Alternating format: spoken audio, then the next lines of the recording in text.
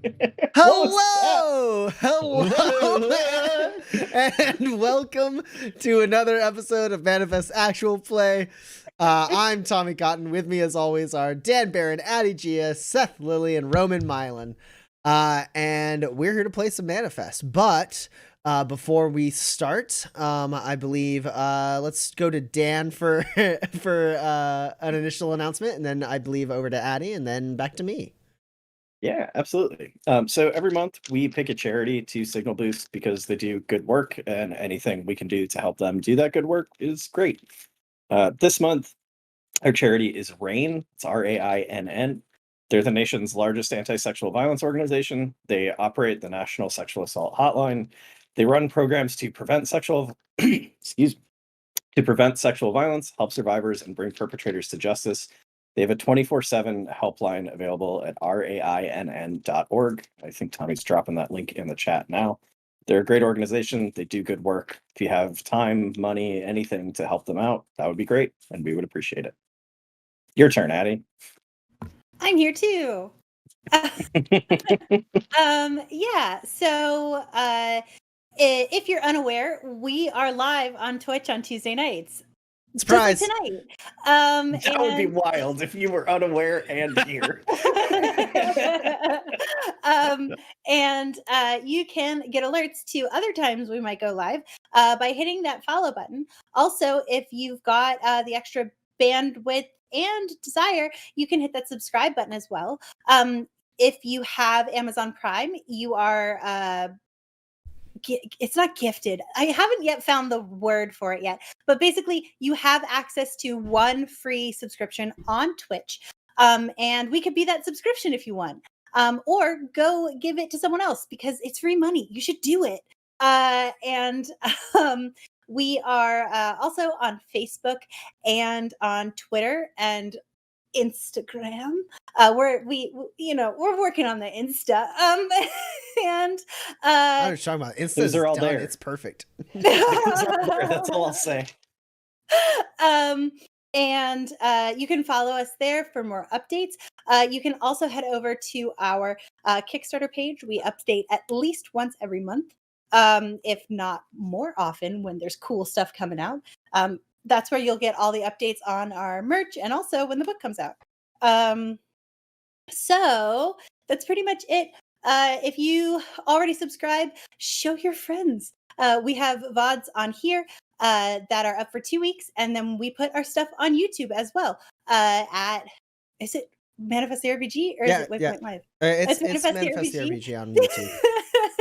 I'll drop a link to the YouTube. Go watch this whole stream and all of last campaign as well. There's lots of content. You should go and check it out. It's great. And that is that. Yes. Just the thing I always say that I forgot is that any money that we get in from subscriptions or donations or bits or anything like that goes straight back into the stream.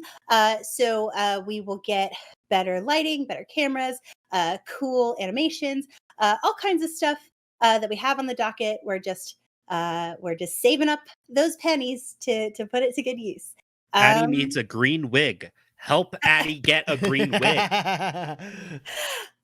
Yeah. Fun Manifest fact. There are people on Manifest who have a superstition where if they dye their hair green, good fortune will come their way.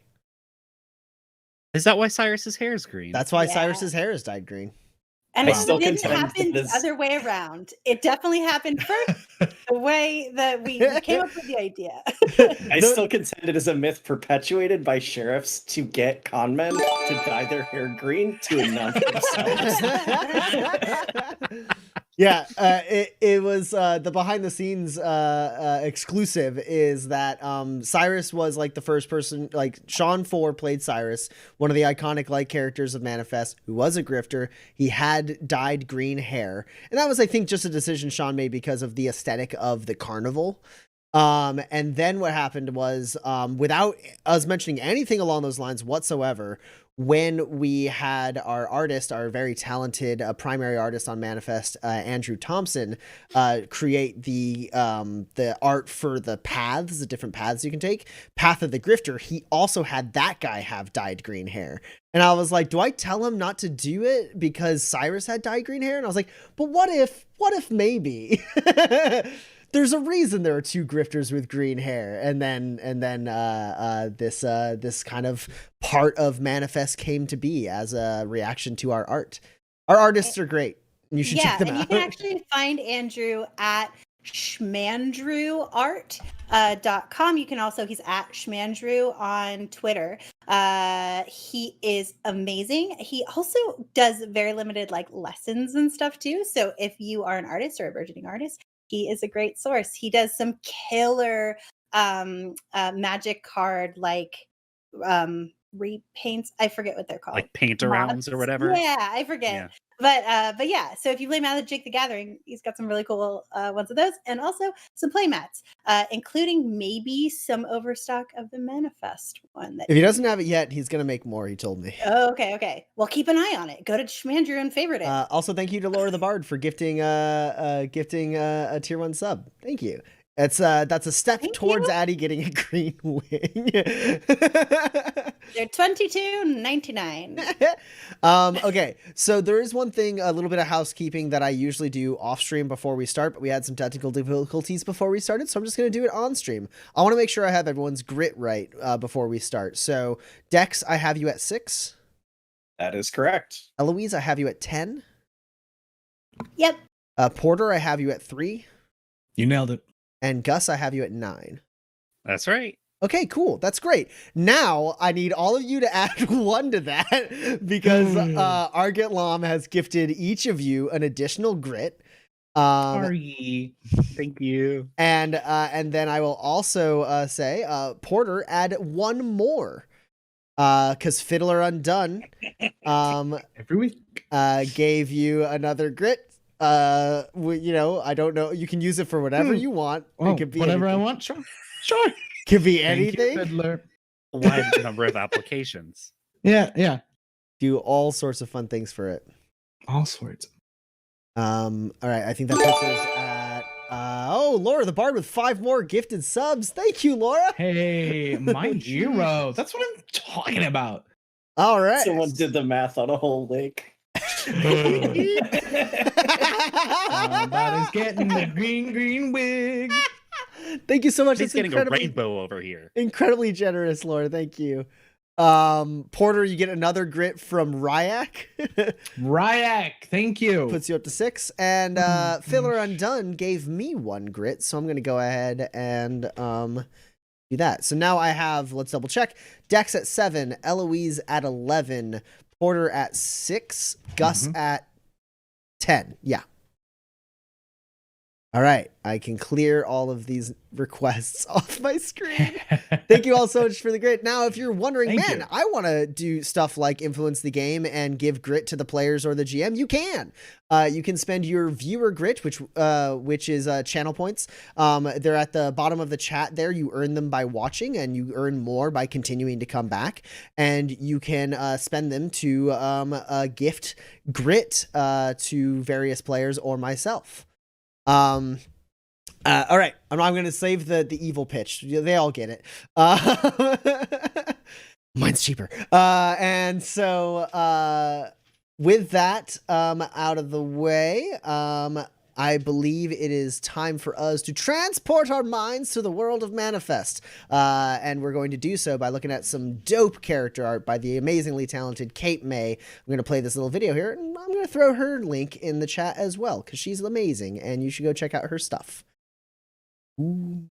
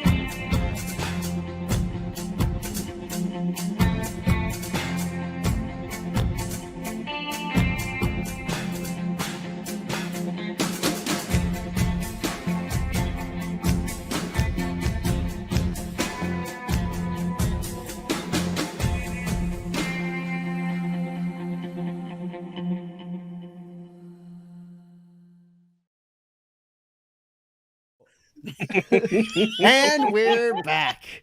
All right, let's get into it. A quick recap of what has happened thus far. These four drifters met in the town of Waypoint, the iconic settlement in the Badlands.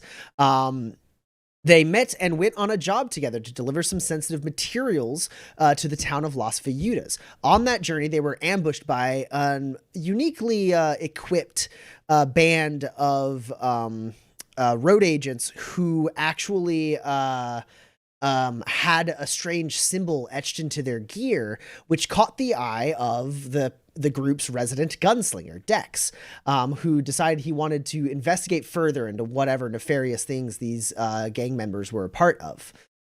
They returned to Waypoint after delivering the parts and repairing the LRC Tower of Las Viudas, courtesy of the group's resident tinkerer, Eloise, and they arrived in Waypoint to find that the militia had set up camp outside Waypoint in a very, very technically legal sense. And they were there up to some shady stuff. And it didn't take long before things started to fall into place, as some people came into Waypoint attacked by a mysterious beast. And these four drifters went out to see what that was all about. And it turned out that's why the militia may have been here, because the militia followed them and joined them as they hunted this beast, which turned out not to be a beast at all, but instead a person with extremely unique illuminated powers, never before seen, that once defeated reverted back into his normal form and was quickly spirited away by the militia, but not before Dex noticed that strange symbol that he has been hunting was tattooed on the heel of that dead man, Jack Taylor. They have since returned to Waypoint, and getting a heavy assist from the mayor of Waypoint, avoided being conscripted into the militia, and were legally debriefed for the things they experienced, and under penalty of law, basically aren't able to like talk to anyone about that or anything like that. Otherwise, the militia has full rights to take extreme legal action against them, perhaps hanging, perhaps indentured servitude, who knows. But we ended last session with Dexter, Porter, and Gus all going to Sheriff Fly's office, where Fly told them of a man by the name of Alistair Caldwell, who seems to have seen that symbol that Dex is hunting recently, and was willing to meet with Dex. But before anything was arranged, Sheriff Fly did want to inform Dex that Alistair Caldwell is a gunslinger from the Legionnaires of Astoria, a gunslinger guild, very different from Dex's guild. Legionnaires being the largest, and if you can call it most prominent gunslinger guild on Manifest. While that was going on, Eloise returned to the Free State Bed and Brew in quite a hurry after it had been revealed to her companions that her name is not Eloise Reynolds, and she did. What you said, you didn't have an LRC tag, but like then it was revealed that you do, but it's not under the name Eloise Reynolds, right? Yes. Okay. So an LRC tag is basically a form of identification on Manifest that allows you to use the long range communication towers and kind of serves as like your citizenship and whatever other identifications necessary for any sort of law enforcement or anything like that. Eloise has gone around saying that she doesn't have one, which is not entirely uncommon, because there are people who are born in small camps and never really get registered or anything like that. But it turns out that she does in fact have an LRC tag, and it is not under the name Eloise Reynolds. And she rushed away after that had been revealed. So I believe the last thing that happened was Dex, Porter, and Gus, you kind of were making your way back to the Free State Bread and Brew to rest up, after having finished your meeting with Sheriff Fly. Is anyone getting into anything this evening, or is it just time to rest? You have been through a lot recently. I think before Porter goes to bed, he probably knocks on Elle's door just to see if she's up for a visit, I suppose.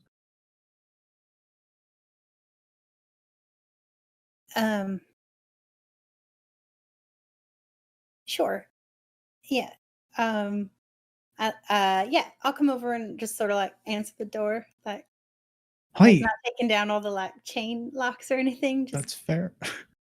Hi, I just wanted to check in on you. You left fairly quickly, and I don't know,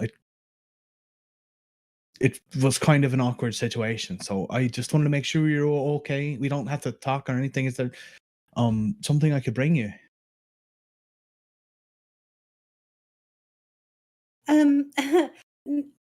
no, I'm all right. Thank you. Okay. I just Oh, is that the peeking through? Can I see the little machine thing? What does he see when he peeks through, Eloise? Yeah, the little machine thing is, I mean, running around and on the floor for sure. Just occasionally, it's in the form of an ache right now. And it is running around. Just sort of like random. But also, there's a large bag with a lot of stuff in it. Oh. So I say, oh, is that the kit that and then I noticed the bag. Sorry, are you leaving? Um, yeah. Oh. Okay. Uh, will you be back? I don't think so. Oh, well, why?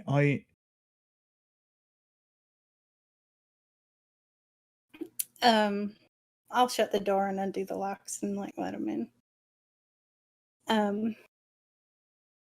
He comes in. I wants to sit down, but he doesn't also want to intrude upon your space, so he's kind of like standing Well, the bed awkwardly. is stripped, so like if you want, you can just go sit on Right. it. So why is the bed stripped? Why are you leaving? Well, I mean,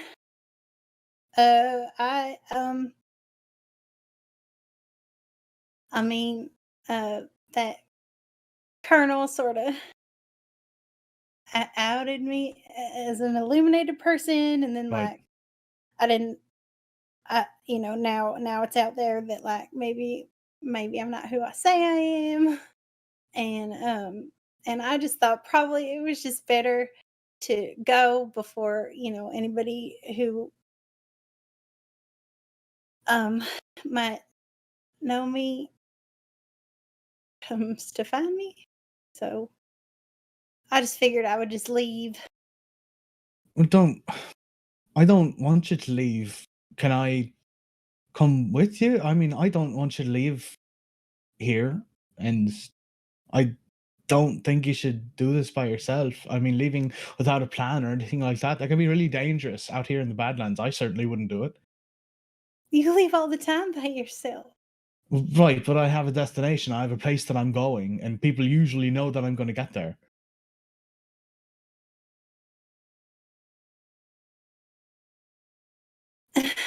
I mean, you have like a life here and people and you have This is a base of operations for me, but I don't have anybody else here, Eloise, except for you. I mean, Dex and Gus are nice guys and everything, but I've known you for how long now? It's been months.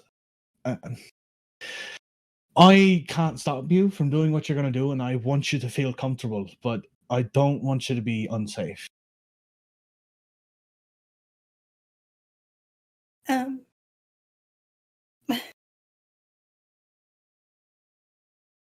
okay, so the thing is I hear it sounds so stupid when you say it. So like now I hear it.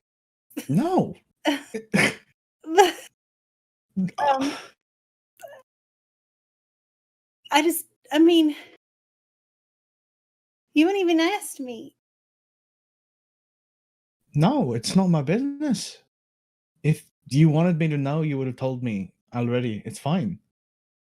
To me, you're Eloise. That's all I need to know.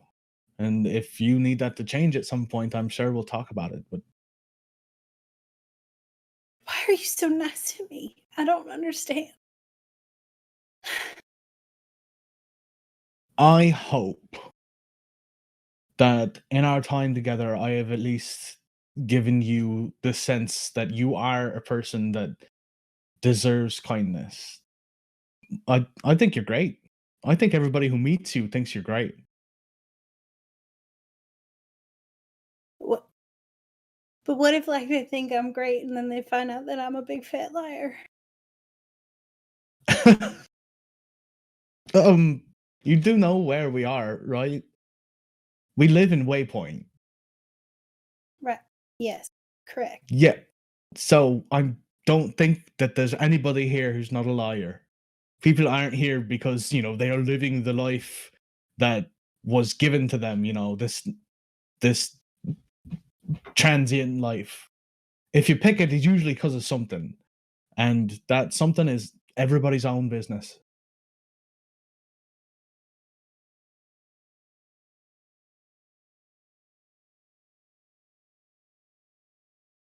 I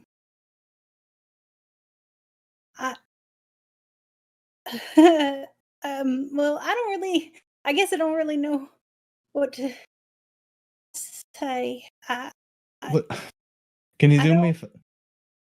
Can you do me one favor? And I can leave you alone if you give me this favor. Why would I want you to leave me alone? I mean, if you want me to, can you just can you stay the night at least and wake up and have breakfast with us? And if you still feel like you need to go, then you do what you need to. But can we have one last breakfast? Well, I kind of already gave up the room. You move really fast, you know that. Well, it's easier when you have a list, because like people Mm. are real hard, but lists are real easy. So like you just go Sure. from the top to the bottom, and so like it's like Mm. okay, you gotta like you gotta check in, and then you gotta like Oh, right. and then like because rent's coming up real soon. So I was just like, Sure. oh, this is my notice that I'm leaving. They're like, oh, we have somebody to take over tonight. So and I was like, oh, that's perfect because I can just like Mhm. pack up and go, and like I could probably go over to the like stables and like get something. I have a little bit of money Do set you up. do you want to stay in my room, Eloise? I can find a place, I'm sure. Well, I don't want to displace you. It's one night.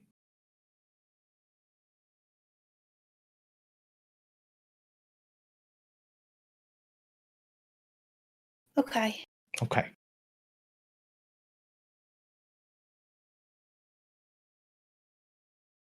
I still have to pack up my stuff. Do you want some help? Yeah. All right. Yeah. Okay. So really quick, Eloise, you get 1 grit from Lord of the Bard. Yay. Eloise is now maxed out at 12 grit. So much grit. Gotta roll some dice. Flashback, you didn't give up the room.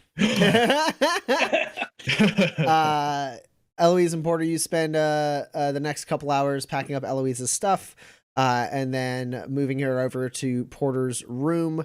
Porter, where are you gonna hunt for lodgings for the evening? I can go. There's still the. Oh, there's another saloon, right, that I could stay in. Yeah. So, you've been in Waypoint long enough to know that for like over the night lodgings, the only other places, you can check downstairs at Free State Bed and Brew, like they're booked for the night. Right. But there are 2 places where you could find lodgings for the evening.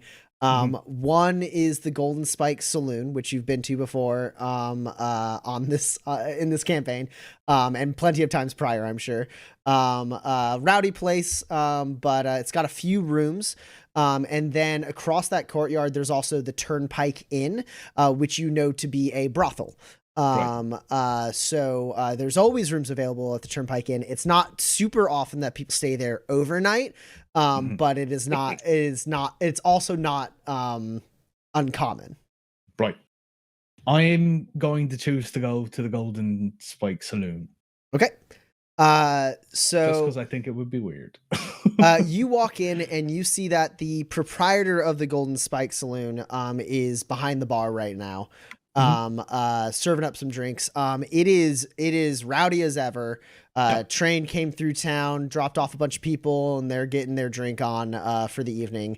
So there's music playing. All of the like tables in the back of the house are they're not like completely full, but like they are all in use, of people playing games of chance, and sitting behind seeming to have a lively conversation with three people who at a glance you would guess are probably drifters of some sort.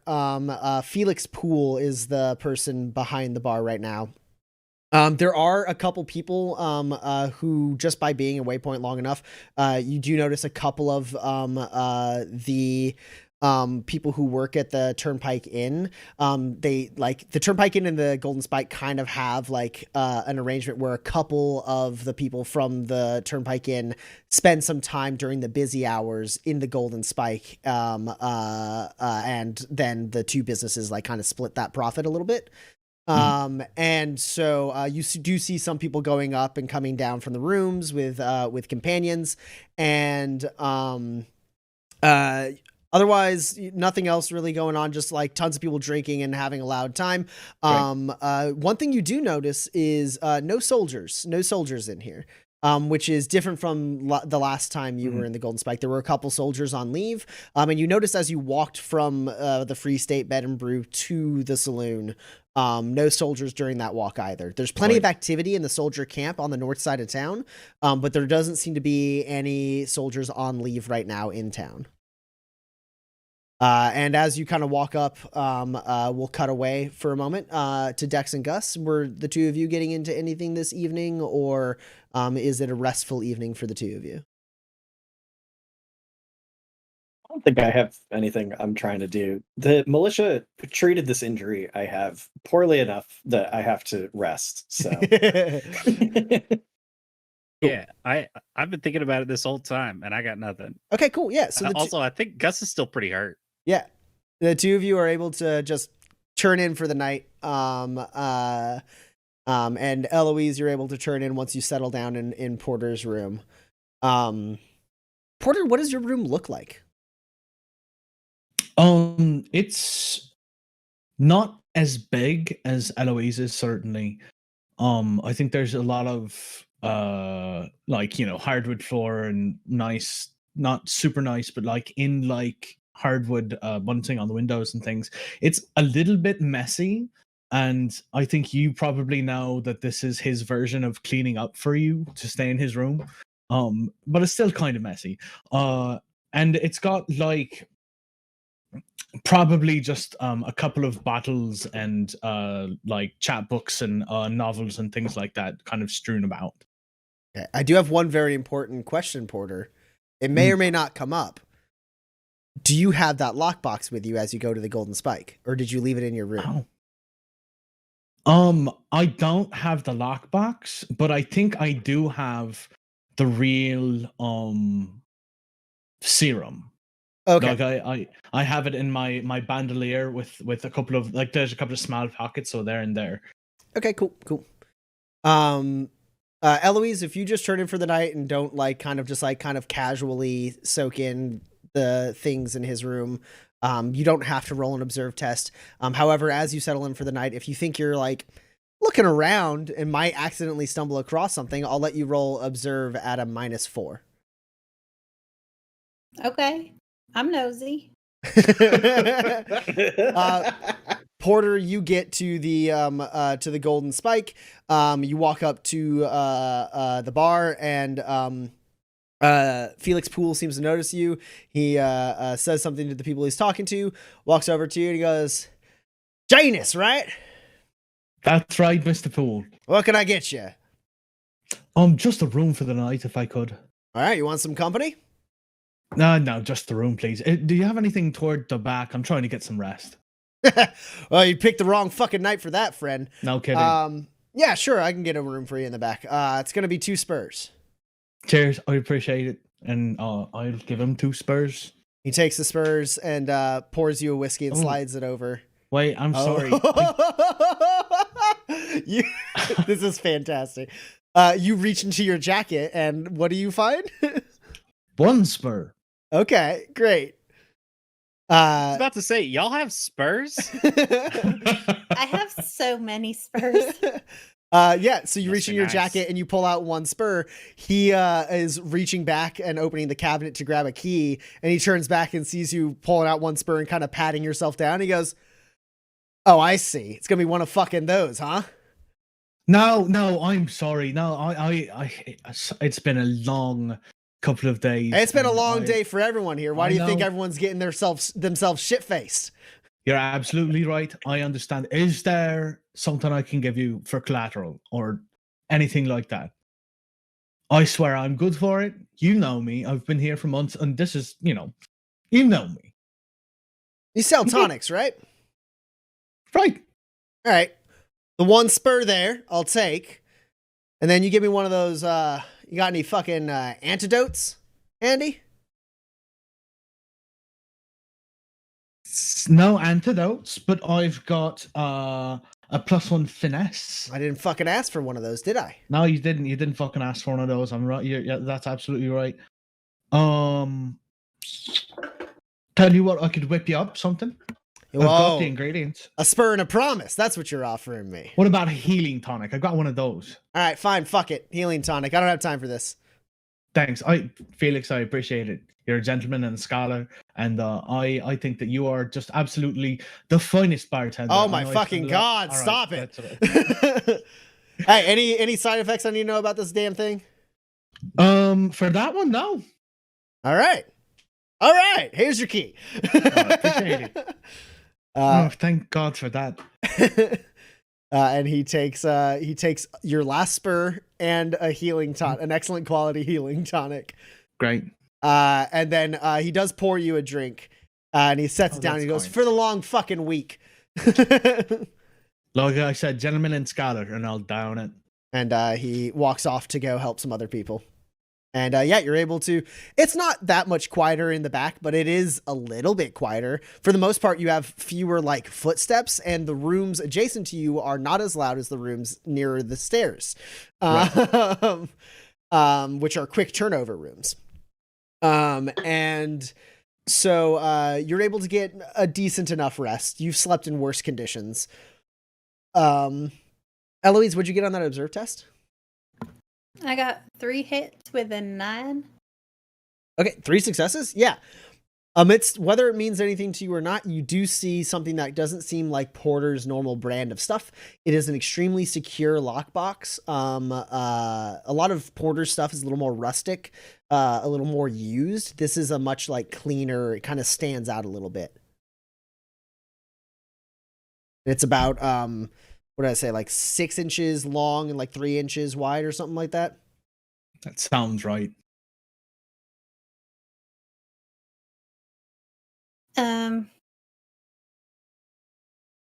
How does it just open? Or is it It locked? is locked. It has a combination. How many tumblers? 4. Well, that's not too many permutations. Chill out, Pax. I mean, no, but like, I mean,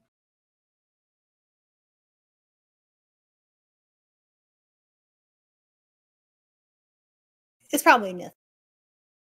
It's not my business. So you sit there for a second contemplating this, and then you set it down, and you're not 100% sure it's in the right spot.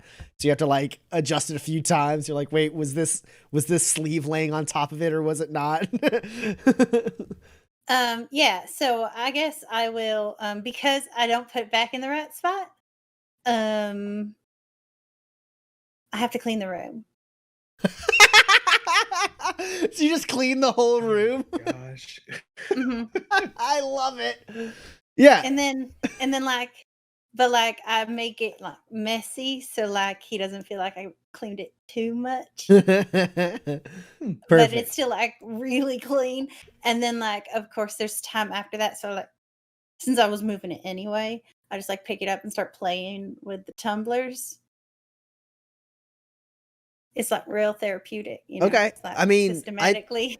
I don't think you have the skill set for it because it's No. But I mean, if it's just 4 tumblers, right? It's like 0, 0, 0, 0, 0, 0, 0, 1, 0, 0, Okay. 0, How 2. much time do you want to commit to trying every permutation? I mean, probably like a while. I'm probably not doing it like Because you also have to clean the room, so and you also right. need No, to I'm not sleep. doing it with purpose. I'm Okay. like sort of playing with it. But I am keeping track of it Okay, in cool. case You in get case through I come across the box again. you get through quite a few permutations. It doesn't work. You go Okay. through about like 900 of them, and it's nothing. Okay, that You're makes like, sense. it probably doesn't start with a 0, but you're not quite there yet. Well, that would be the trick, wouldn't it? And then I put it back to the numbers that it was at when I started. Cool. And then I could. All right. So you all rest up for the evening. You gain the benefits of a rest, so you regain some hit points, some shine. You progress the healing or the recovery of your injuries. And you all wake up the next day.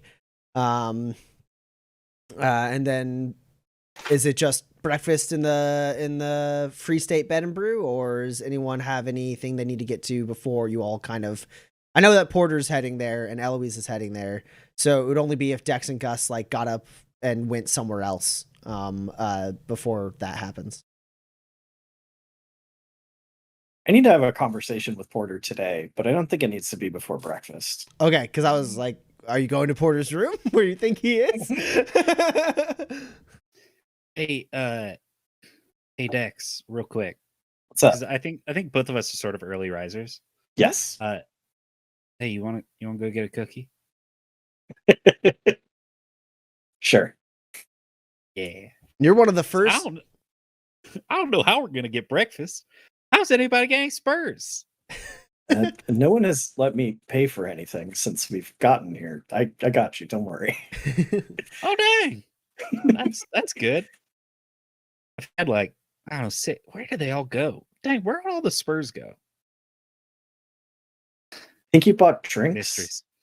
and then you bought a meal. The end. God, boy, they sure don't go as far as you want them to. Not Let's here. go get a cookie. So you are two of the first people in the Early Rise Bakery. Oh no, I've forgotten his name. I know it's Early, but what's his other name? Or Earl Hayes. Earl Hayes is there pulling out a tray fresh out of the oven, setting it down. The smell is immaculate. I forget, have the two of you have you only done the takeaway cookie, or We've only done the takeaway. okay, cool. Are you I just think someone. Give you donuts. Yeah. Yeah. Oh yeah, we got donuts. We've but never not been there. in the shop or spoken to Earl though. okay, cool. Yeah. Earl sets it down, looks up to you, and so it's the first time seeing him, like big mutton chops, like large man, looks up to you and just ear to ear smiling. He goes, "Howdy, welcome to the Early Rise. Well, you just came right in time. How can I help you?" Morning. It looks like you just did. Oh, I like you. What can I get you, friend? Oh, just a cookie. I don't. We just got back into town after a while, and I could use something sweet and nice. All right then, and for you, my friend, he says to Dex. Got anything that'll keep on the road for a few days? I do. I can get you a nice little bundle of some pastries if you like. Little travel package. That'd be great. All right. I'll go ahead and start wrapping that up, and I'll give you 2 cookies, my good friend. You look like you can handle a couple. Well, that's so nice of you. Thank you. I'm Gus, by the way. Earl Hayes. Pleasure to make your acquaintance, Gus. And he shakes your hand. Nice to meet you. You make a fine cookie. And a donut. I had one of your donuts. Equally fine. I'm happy to hear it. Well, if you're in town, it looks like you two don't have any problems waking up, and so you can get them fresh out of the oven every morning if you like. And he like wraps up a couple pastries for Dex, kind of like tying them off in a little like he like takes a cloth and ties the top of it off. Sets it down, puts 2 cookies in a nice little wrap for Gus, and he goes, "Well, that'll be 1 spur." Hey, put a spur down. All right. And next time's on me.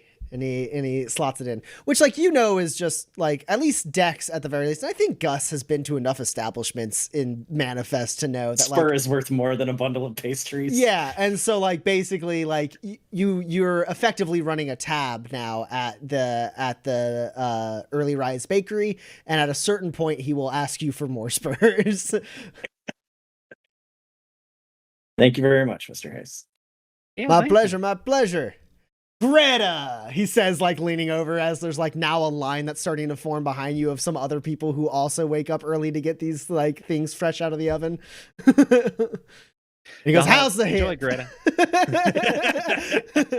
And he just starts chatting with people. And as you're leaving, it's just, like, this kind of, like, boisterous conversation of, like, people who are, like, just, like, helping themselves to some coffee and, like, chatting with Hayes as... I think Gus actually like stands around for a bit. He's like, "Oh no, what happened to your hip?" And just sort of like joins it. Yeah, Gus, you can hang out there for a while. This goes on for the next like 2 hours. Is just Just for like a few minutes. He doesn't want to like hold up Dex, but here's the hip, and he just sort of he's gregarious. Yeah, you talk to Greta, and she is an old lady with a bad hip, and she will tell you all about it. And Dex, you immediately get the sense that Earl asks her about her hip every morning. This is not a new thing. This is not recent. It's Right. not an accident. She talks about a storm 2 weeks ago where it hurt mighty fine. And like Earl already heard that story, but Gus hadn't. So she's telling Gus that story.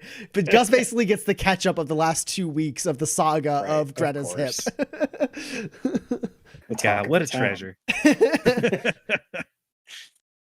Yeah, and then the two of you can make it to breakfast as I assume Porter and Eloise sit down. Whoever which of the two of you goes to talk to who's serving breakfast, which do you think that is? Probably Eloise, since she doesn't have to travel across town. Yeah. Okay. So Eloise, Anika Lane is behind the counter today. You're familiar with her. She works at the Free State Bed and Brew. And she goes, "Did you hear? Militia's heading out, setting up camp, gonna promenade through town here in about 30 minutes or so. Apparently Mayor Graves told them what for."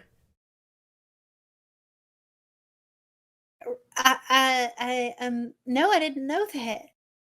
They're leaving? Yes'm.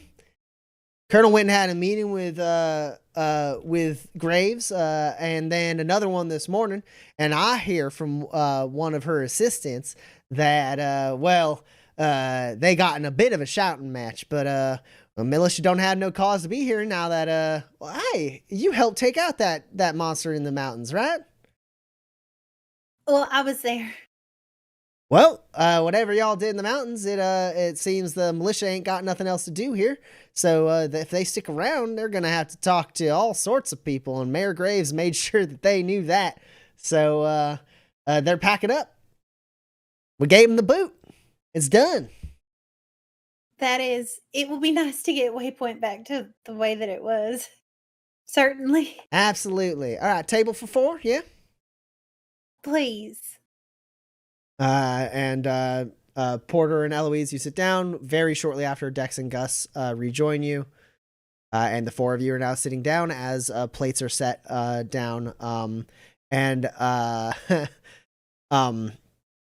As she comes, or as they come by with plates, Anika goes, since you went ahead and closed out your room, Ms. Reynolds, this will be the last meal we'll be able to provide you. Free of charge, that is. Of course. All right, but for now, enjoy the food. And if you want any extra drinks, let us know. Then she heads off to go seat some other people.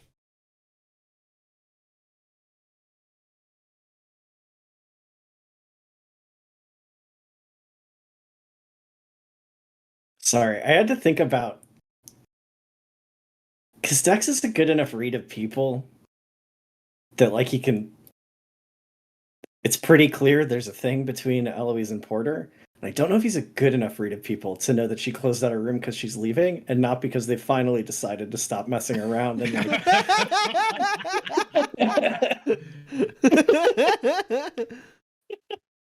I don't think he says anything. Pointed drink of water from Dex. So wait, we're there Mhm. at this point. Mhm. Yeah, I think Gus is preoccupied. He breaks a cookie in half and hands a half out to Porter, and Al's like, "Cookie." Cheers. Oh, is Yeah. that still warm? Oh my god. It's so Yeah, I mean- different when you eat them fresh, Porter. Like the other ones are really good, and they got like a lot of snap to them because they're a little dry. Like this one isn't like soft and goopy by any means, but it's like just the right consistency where it is like you bite into it and like the frosting has dried just enough, but like the inside is that kind of warm, like freshly baked cookie texture, and it is fantastic. You didn't think that they could get better. Somebody better get Seth some baked goods because that was a really good description. I like cookies. Good. Hey, there's a new idea for bits. Oh my god. Just Fresh in what baked way? Cookies? Ow! You cheer bits and we buy cookies with the money. I don't see what it's Buy us cookies. Buy us cookies. We make a machine that makes a cookie in the back if you give us enough bits. Anyway. There's a chain called Insomnia Cookies in Chicago. They will deliver. That is accurate. Okay. Yeah. So, you, Porter, Eloise, you both get half a cookie from Dex or Gus. Well, if they don't say anything, then I guess I don't say anything either. Because I don't want to make her talk about it without talking about it. But I do say this is a really, really good cookie. Yeah, I mean, they're not as warm as they could have been. I had to stop. I talked to Greta for a little bit about her hip. I talked to Greta Joe. and her. Please don't talk to me about Greta and her hip. I swear. Oh, did you hear about the storm? Yes, everybody heard about the storm. Okay, it Okay. made the rounds. We all know about the storm. Sure. She'll be talking about that storm next year. Just you wait. Yeah, what a treasure. That's one word for it. Yeah. Yeah, I met some folks. Talked to Joe about his mom. His mom's good. Anyways, let's get some breakfast. I look across the table at Eloise, like talking directly to her, because I don't think anyone's brought her up to speed on what we learned from Fly yet. Oh, right. So we spoke with the sheriff last night after our meeting with the mayor. Apparently, a legionnaire of Astoria named Alistair Caldwell has seen the symbol on Nicolette Dubois' crossbow. He's arranging a meeting for us, the sheriff. Oh. Well, that's great. Then there will be at least something to do or to follow. Hopefully. All he said was Caldwell had seen the symbol before, but I don't imagine Caldwell was interested in sharing more than that. Why? Legionnaires have a bit of a reputation amongst gunslingers of being sure they know best. It's sort of like all of you, though, right? I wasn't gonna say it, but thank you. Has a point. I guess from the outside looking in, it probably seems that way. But there are gradients. Sure, everything's a spectrum, but like, it seems. Oh, okay. I've only met two. The difference is I've met the sheriff of Waypoint, and I think I can trust him, and I would give him information if it meant he could help us. Yeah, I do. Yeah. Yeah. Okay. And I'd happily use his help, and I don't think a Legionnaire would. I think the only reason that Legionnaire is willing to talk to us is because I'm here. If it was just the three of you, I don't think he would give you the time of day. I don't think I'd want him to. It's 50-50 chance I might get shot. I think Dex just like makes meaningful eye contact with Porter.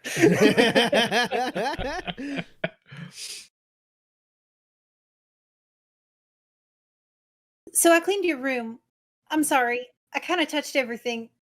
Not everything. I didn't mean it like that. No, but like No, it's just. That's a, I just. thank you're you, right. Eloise. Thank you, El. I appreciate it. Okay. How did you sleep? Good. Your bed is so lumpy. Is the thing. Is it? It's I so hadn't noticed. No, it's like there's like a big old lump, like right in between, like right in the small of your back. Wild. Oh, I hadn't thought about that. I've had this weird crick for like the past 6 months. I thought I just like started to get old in the spine or something. No, I thought maybe That you makes so had much sense. something in the mattress or something, but then like when I looked in there wasn't anything, and so I tried to redistribute the like cotton and straw and stuff, but like it didn't really go, and so then I was like making a mess, and so then I did Of sew it course. back up, and it should be maybe better, but it was lumpy enough that I did get up and fix it. So Well, I appreciate it. Hopefully, hopefully there's no more crick in your neck. I guess. Hopefully. Okay. But like I think it'll probably be pretty comfy now. Good. Now that it's less rock in your small of your back kind of feeling. So,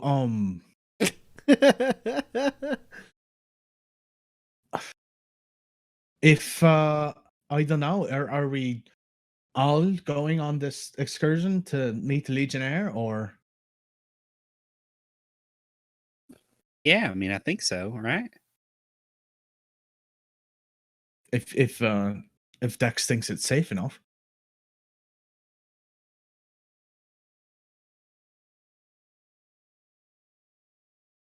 And I don't know why it wouldn't be. And I got to meet the guy who's more of a gunslinger than Dex. I mean, not like not Well, it's not. It's different. yeah, or more of a gunslinger Well, than it's, you. No, it's You know what I mean? Like not necessarily like, but more like that kind of, Yeah. No, I get it. Yeah, because Dex is like, I'm gonna shoot that guy, and then like find the opportune moment when he's like made the mistake, where like other ones are like, you're making a mistake, pow, and then like they don't wait. Like Dex is real patient, but also real angry all the time. I know you're right here. I didn't mean to talk about you. I just like because we were talking, and then but you were here, so you don't understand what I'm talking about. Because like anyway, you're very very good gunslinger. Thank you. Because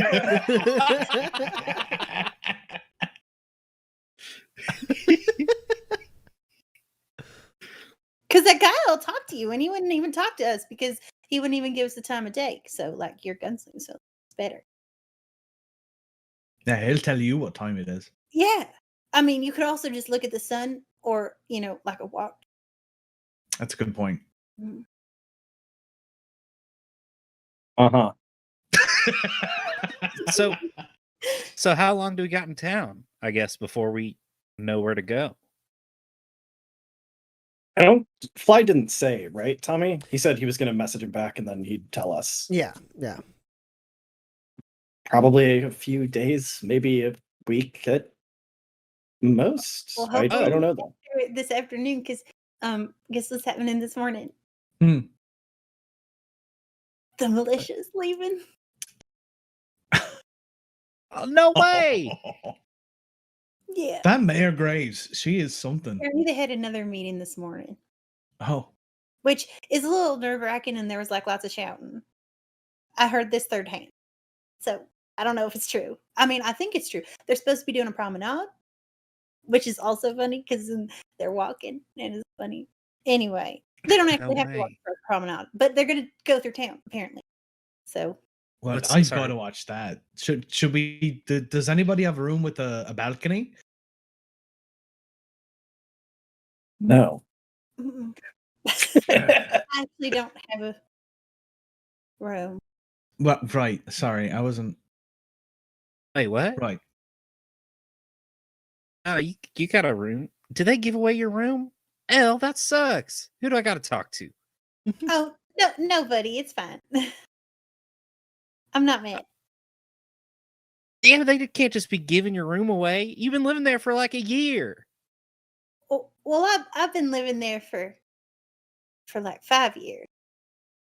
Yeah, exactly. That's way more than a year. That's your room. You live there. But I don't live there anymore because I gave it up. Oh. Oh. He says, looking over to Porter. No, Gus, no. All right. No, I don't want to pry. Look, I'm just here eating breakfast. I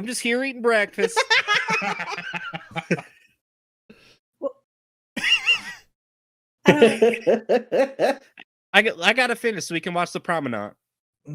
Gus, no, just no. It's Eloise is leaving. I'm sorry. She's not staying here. I'm sorry, Eloise. I'm sorry. oh, that's fine. I just I didn't mean, they want. were going to find out anyway when I left. What? L? Why?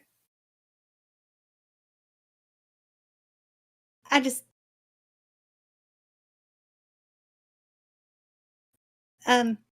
cause reasons, I guess. Dumb reasons. I don't know that I'm leaving. I'm a little scared. And I guess and I didn't want anybody to I guess I was just like, I did it before and so I didn't do it before. I mean, it I'm not I mean, if it's fine. I gave up my room on purpose. And so like if you then because somebody else could use it and it's real expensive anyway. And so I just, and I have like enough money that I could go somewhere else and then like I could, like then I wouldn't have to and then nobody would know. So obviously that's why I just because the it's real hot. It's okay. Here, drink some water, and I'll like push her my water. I take like too much water and then like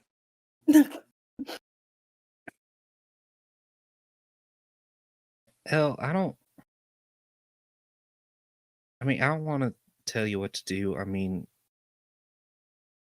you can do whatever you want. But I would like it if you didn't leave us. 'Cause you're sort of smart and you fix stuff and you're real good and you're like a good friend and like one of my only friends and like real smart and you fix my armor and are like fun to like talk to and hang out with. So like I don't know, you can go if you want, but it'll be worse without you. And I'll. I mean, I'm scared too. But I mean, Yeah, no, I mean, I won't. I mean, we're going anyway, right? Because we're going to go to wherever that guy is. So we're just going together. We're not going. I'm not going. And then it'll just be, it's probably nothing. It's probably fun. And okay. okay. So wait, you're gonna come with us and see the double Yeah, just don't gunslinger? like maybe that face again because it's real sad and I didn't like it. I'm sorry. I can do a different face. No, I mean, like, this face is fun. It's the normal, like, confused one, and I like that one. Yeah. Wait, hold on. There it is. That's what it's like. Anyways, I need someone here to guide me in case I run into notes. I think I know. Oh no. It's Wrote- Saoirse. It starts with an S. Saoirse. It is Saoirse. Yeah. It's like I need a guide here in case I run into Saoirse again. It's like we're gonna be here for like maybe a week, and like I sort of want to go back, but also like it's so scary because it's different now. Because I thought she was just painting me shirtless as like a friend's thing. I didn't think it might be like something else. Well, That's there's no- weird. Something else if you don't want it to be. Right, Porter? Shirtless, you say?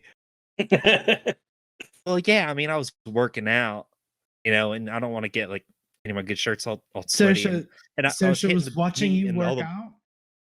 Yeah, and I'd hit the meat and sort Oh. of the blood would sort of like come up onto my fist and sort of like drip down off my body, and I'd get like real sweaty and like have to wipe my towel off a little bit. I'm sorry. No. You should probably talk to Saoirse about that. At least if she's gonna paint you, she should. It's just you just went shirtless, right? It's not like you. Yeah. Okay. No, just alright. sure. She said, "Hey," I had to she ask. said, "I might go on the wall, or I might go into her private collection," and that feels like an honor. No, Yeah. Gus. That doesn't mean what you think it means. It doesn't. No, I mean, you know what it means. I told you. Yeah, no, I know. I'm just joking. Yeah. Look at me. Come on. I know I'm cut to hell. Porter slaps him on the chest. He just like doesn't react. It's like nods.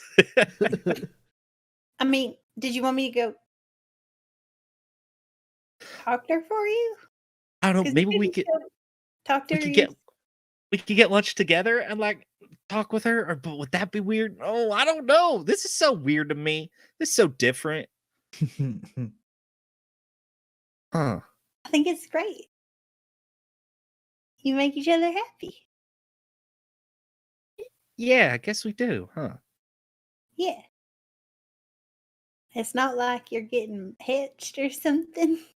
You're just Oh, yeah, no, that'd be crazy. That'd be wild. yeah, you're just Getting you're, hitched. That's such a strange thing to say. oh, sorry. I just No, it's 'cause fine. they're like lots of people come here to get hitched, and so I've been to like a bunch of weddings. They don't make any sense, but like I go to them because like their dresses are real pretty. Oh, that sounds fun. Yeah, the Fisher like does them all the time, and then they like walk into the pool, and then they're like, real cute. Holes. Yeah, ours mine would be a little different. Yeah, maybe I'll go see her like later today or tomorrow or tonight or something. You Go work out, You Hush. You, you filthy Stop. Warwican. You Um, you stop that. What was that accent? Lost it entirely. that was Gus doing an accent. That was Gutswing Porter. I'm so, Stop that. who was it who was behind the bar? That was Anika. Anika. I've already forgotten her. I think it's Lane. Anika, I think it was Lane. Yep. Is there something like fresh ice cold spring water that people can like buy at a premium? Yeah, there is. Yeah. It Oh. actually comes from a settlement not too far from town. It's called Spring Mill. All right. Anika, is there by any chance enough left on my tab to get 4 glasses of Spring Hell? Absolutely, yeah. Cheers. Thanks so much, love. And she pours. She takes like a nice bottle with like a cork like with a metal like clasp, pops it open and pours like crystal clear spring water from Spring Mill into 4 glasses, and then takes them over to the table and sets them down for you. All right. So you're not leaving, right? No. You're working out for Saoirse, and Dax got us our first lead.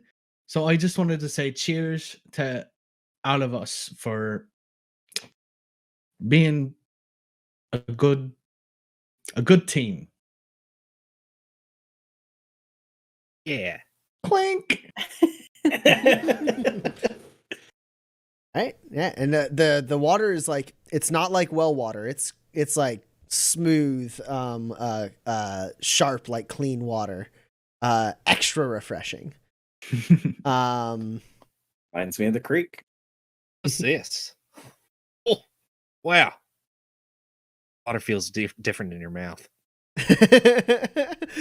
But where do you usually put it? It just feels different in there than water does. What kind of water is that? It's this fancy stuff that Anika got me onto. It's from a place nearby called Spring Mill. Isn't it just like the perfect thing in the morning? It's different. It's different. Somebody want one? Sure. I'll take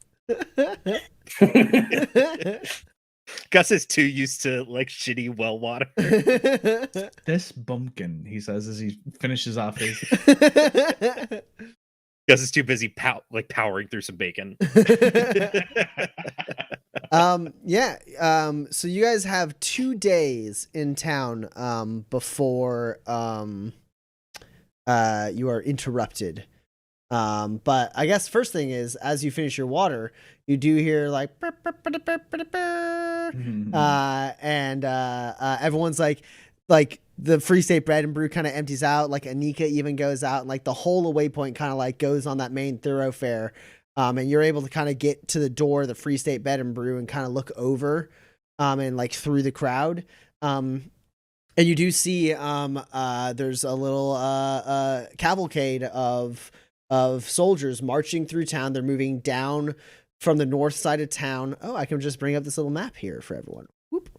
Coming from the north side of town where the train depot is, which is number 11 on the map, and then moving down right past you guys at the Free State Bed and Brew, and then turning right uphill towards the mayor's office, and then like kind of U-turning their way out of town as they take that northern road to meet up with the rest of the camp that is all packed up in vehicles and ready to travel. And as the soldiers march on, you do see, you've already missed Captain Schaefer. He's a little further down the road heading towards the crossroads. And as the soldiers kind of march by, they have some horses, they have some vehicles, and the soldiers are all done up and they're marching through town, and everyone's kind of like cheering them on and like waving like handkerchiefs, and like a couple people are like trying to run out to soldiers and like give them presents, and some of the soldiers are like, it seems like there's a couple soldiers that like take them. And like one thing you all notice, especially like Porter and Eloise, is like most of the people who are like super hype about this parade are not people who are like local to Waypoint. They are people who have like come into town because the militia was here. And it's not like a huge fanfare from the crowd, but there's enough of them to make it so that there's a little bit going on there. And then like when you spot out the townies, you see the rest of them, like some of them aren't even like fully watching the parade. They're like looking through their windows and stuff, like watching as the soldiers march out. And one thing you do notice, Porter, is as the soldiers march by, you do see Sergeant Donovan. She turns and spots you in the crowd and breaks like formation just a little bit, in the sense of she like makes eye contact with you and like turns her head as she like walks forward, and like kind of like without saying anything seems to kind of like communicate with you and gives you like the smallest of nods. And then keeps walking. And Dex, where's Alf at? You do see right in the middle of the parade, Alf Ralston is there, and he's kind of like looking around, and he's kind of like soaking in like the crowd. He's not like he's not showboating or anything. That would be unbecoming of a person in the militia. But he is like kind of. He would never do anything unbecoming of a member of the militia. He is like looking around a little bit and like seeing the people who are happy to see the militia. And seems to like kind of just be soaking that in a little bit as he marches, and then his eyes fall on you, and like they only linger on you for a second, and then they snap forward, and he stops watching the crowd as he does like a perfect lockstep like march all the way around the corner and out of line of sight, as he focuses so hard on not looking at you.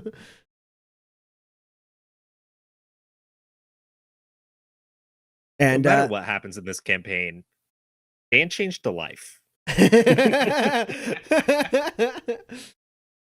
And just like that, as the fanfare kind of goes in the last of the parade, it's not a super long parade, just enough to fill up like the main thoroughfare and wrap around.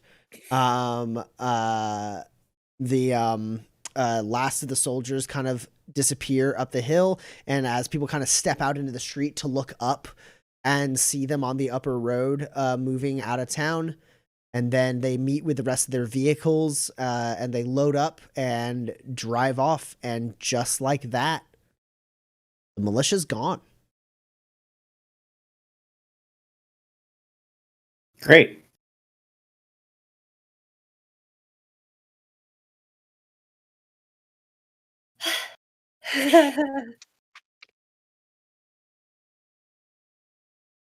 Yeah, I would like to find a time today, soonish preferably, to talk to Porter, ideally alone. That could probably happen naturally after this. Sure, yeah.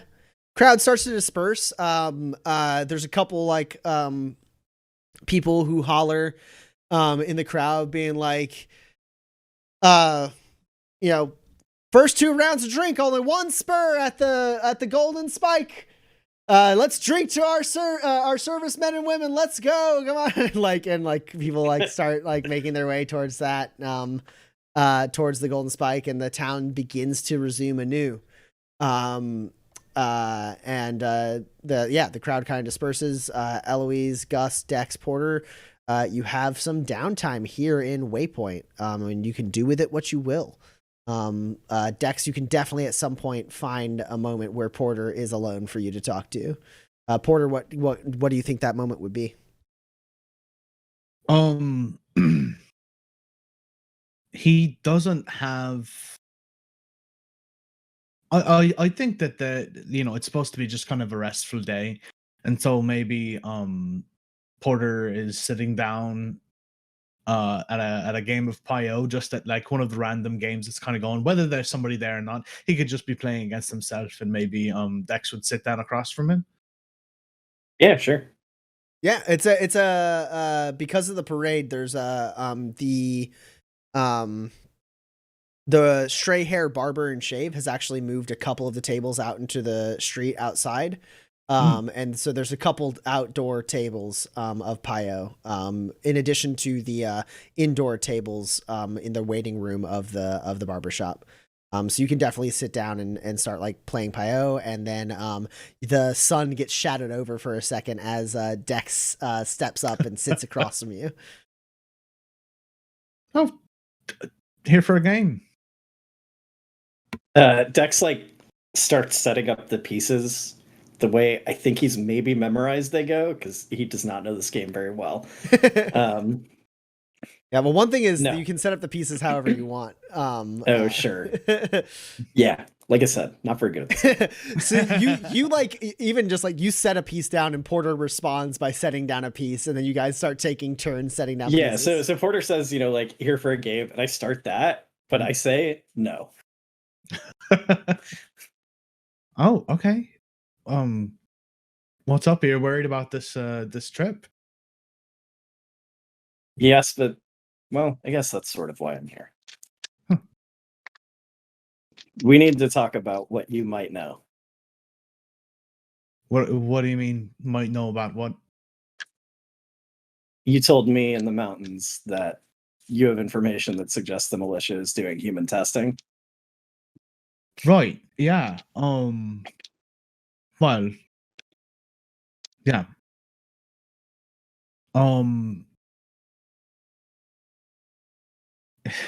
I didn't expect this to be the time for this conversation, honestly. Well, we're going to meet with someone soon who will be less understanding than me. That's fair enough. Through one situation or another, I say as I start the game, I have gotten caught up with some unsavory figures. And one of the contacts that we met here, Sergeant Donovan, she's related to these people that right now I'm not a member of this group, but I am running errands and things for them because they have and are kind of protecting me right now. What?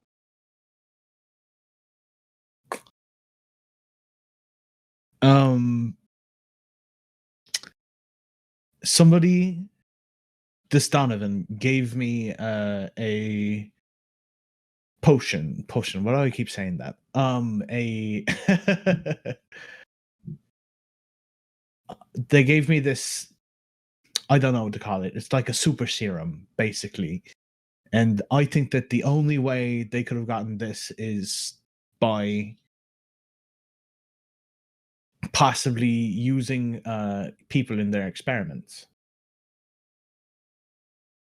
Also, Jack Taylor, he can do things that are far beyond any natural capabilities, and I think those were manufactured by Brimstone. Okay. That's not the question I asked. What are you asking me, Dex? You said these people are protecting you from something. What are they protecting you from?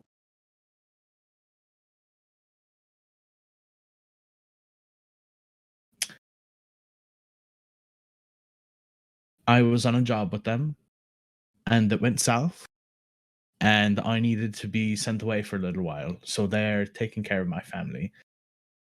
It's less protection so much as I owe them, I suppose.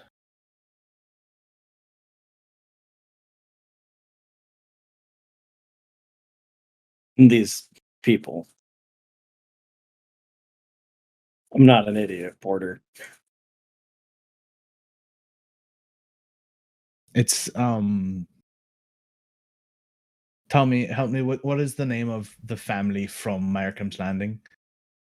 The Sheffield family. The Sheffields. It was the Sheffields. It's the Sheffield family.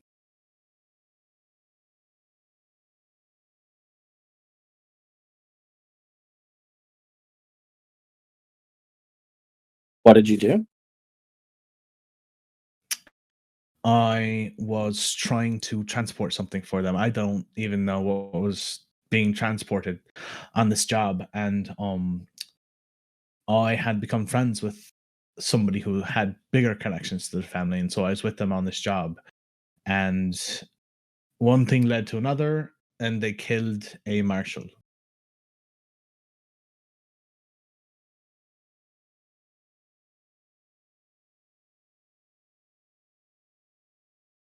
I had nothing to do with it.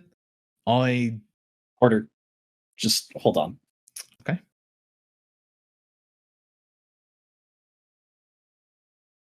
Out of respect for our friendship that we forged over these past couple of weeks, I'm going to ask you, and I hope you will answer honestly.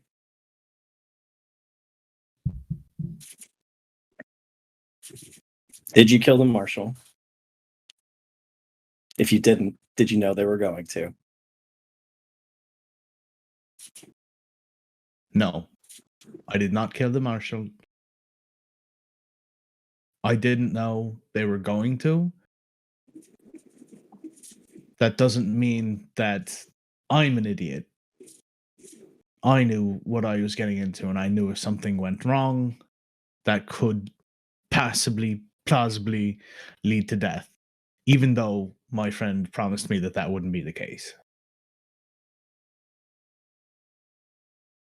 Okay. Here's the important one.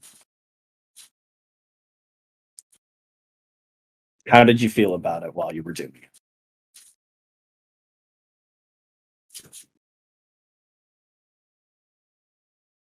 I felt like it wasn't worth me staying alive when it happened.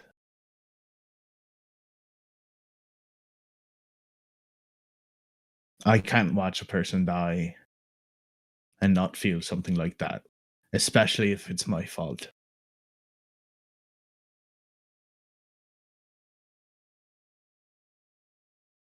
Are they protecting your family, or are they holding your family as leverage? With the family, that's always a gray area. If you're protecting someone from danger you create, it's not that gray. You have a way with words. You don't talk very much, but you have a way with words. That's pretty accurate. Spend enough time around people who have a way with words.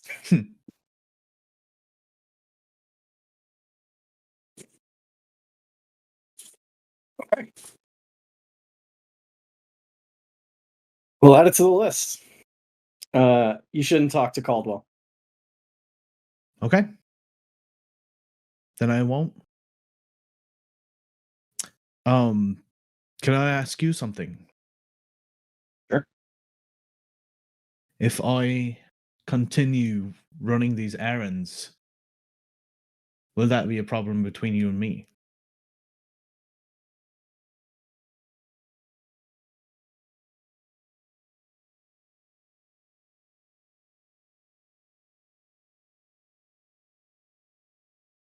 As long as it's the only solution we have to keep your God, I should ask this first. Your family is innocent, yes?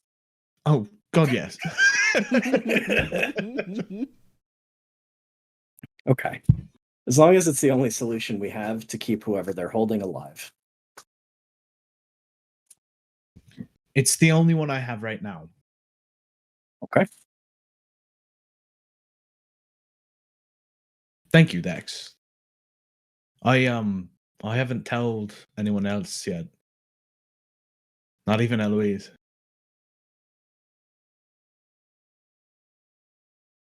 I can't tell you what to do with your past, Porter. But secrets can be poison.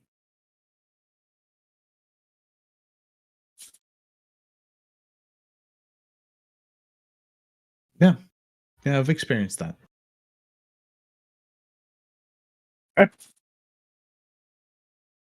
Well, when we're through dismantling brimstone garrison of the Fort Dearborn militia. I guess we'll move on to this.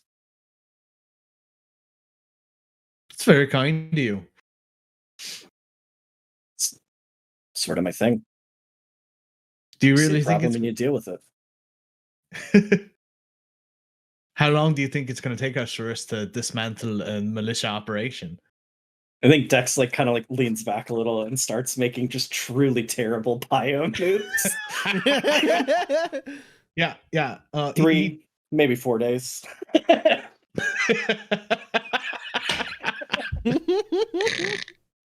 All right, sure. I can hang out with your mug for at least 4 more days, sure. Happy to hear it, Porter. And Porter probably beats him within the next few moves. Yeah, absolutely. I honestly think Dex is not like Dex knows Pio well enough because it's like a cultural thing on Manifest to like he probably knows what pieces do what. But in this moment, he's just making the moves that it seems like the piece should be allowed to make. and they're still bad. Yeah.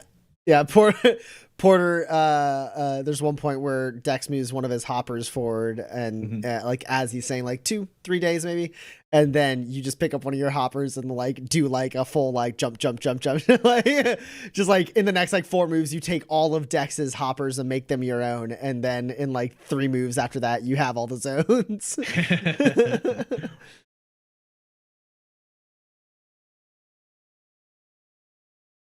And then yeah, I assume the 2 of you continue on your day.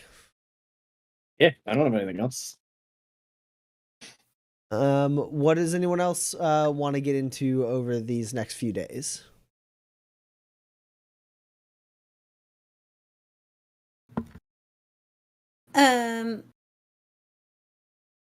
I am a little bit conflicted.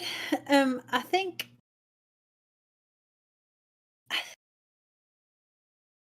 because my armor's still malfunctioning pretty badly. Mhm. And I have not fixed it yet, and I also haven't made repairs on anybody else's equipment either. So I have to go to the general store, Mhm. but I'm not sure if I'm getting the tech cubes for my armor. So I think I like get enough machinery cubes to like make sure that I can fix everybody's armor, and then like leave and like talk myself out of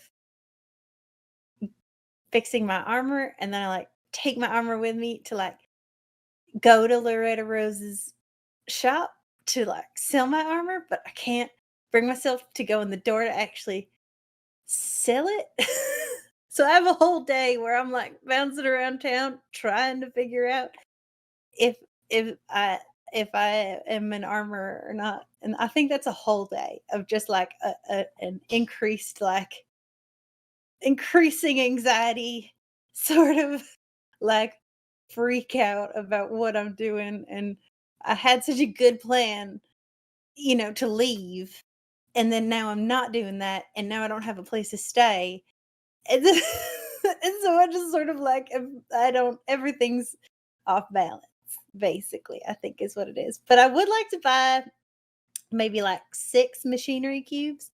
Yeah, Winslow Casing has that definitely in his inventory, so that's going to be Cool. 12 spurs. Yeah, that's easy.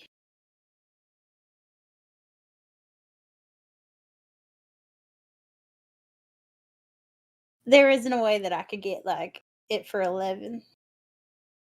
Do you want to roll manipulate? No.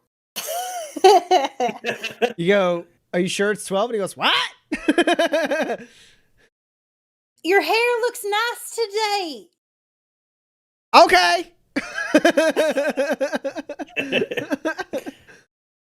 Yeah, so I have 6 machinery cubes now. Cool. So Eloise is doing some shopping and some introspective panicking as she tries to figure out what to do with her armor. Gus, do you get anything? I mean, so that's night one. Like, you guys can tell me what you do for the next it's 2 nights, for the next 2 nights, like next 2 days and nights. So, Gus, is there anything in the first day at least? Yeah. I think Go like beat up the meat. I think like not the first day. He's like, oh, I'm nervous, and like I don't need to work out. Like I'm fine today. I can just do push-ups and do some calisthenics. I'll make it like a cardio day. It'll be fine. And then he wakes up the next day. He's like, his muscles are like letting him know, like, hey, got a lot of energy in here. Want to work it out? And he's like, all right, okay, all right, all right. Where's my bar of soap? And he cleans himself up a little bit, and he goes over to the Point the Way pub. Cool. So yeah, on the second day, you walk into the Point the Way pub, and Saoirse Payne hands a tray to some people, looks up and sees you, and goes, Mr. Gurley, you came back. I heard you left town a little while ago. Yeah, we had to help out. There's a couple homesteaders and sort of left their deed. They got attacked, and so we got them their deed, and helping people out. Well, that's great, hon. How can I help? I don't know. I was wondering if I could if I could do training here again. Oh, sure. I need to work out, and I got a great workout, and I had such fun sort of talking to you and sort of hanging out, and I could chop more wood for you if you need or whatever. Honey, It's we've already gotten to work cooking up the meat, but if you want to go ahead and chop some wood, I'll whip you up a nice plate here, and how about you and I have lunch together? oh, this seriously, that'd be great. Yeah, I would love that. All right, well, you know where the axe is, so hop to it, big man. I'll Yep, see sure you do. over there at that table. You just whip off your shirt. She's like, I'll see you over there at that table.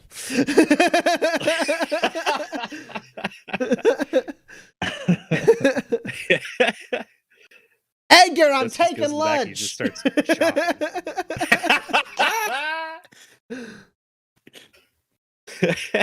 Yeah, he gets a good, nice sweat going, but he's like, oh, but do I want to go like too hard? Like, I don't want to be winded. I want to be able to talk, but I don't really get winded. Like, this is pretty low intensity, huh? It's sort of like in his head as he chops like like 80 logs in like half an hour.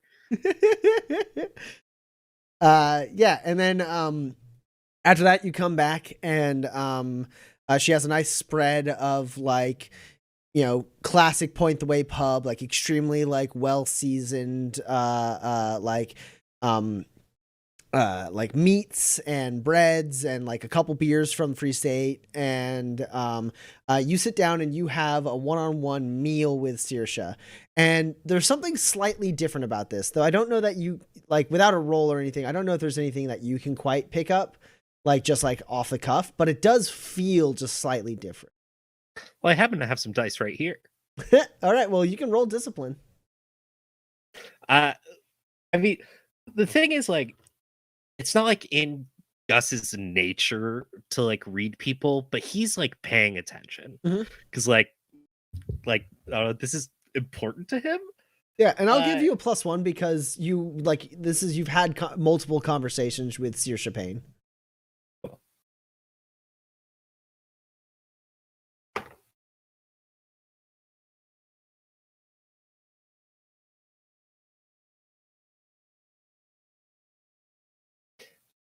I make my own luck.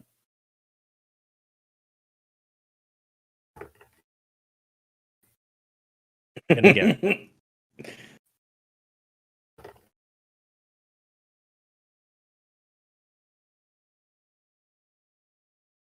I played in the gallery. Well, first, what's your highest before you start spending grit? Oh, sure. It's a pose. That's right. My highest is a 4. It could be a 7. There's It's a no pose. there's This probably no doesn't matter. reason there's no reason for you to Shoot, I shouldn't even have made my own luck. I forgot it was opposed. That's a real shame.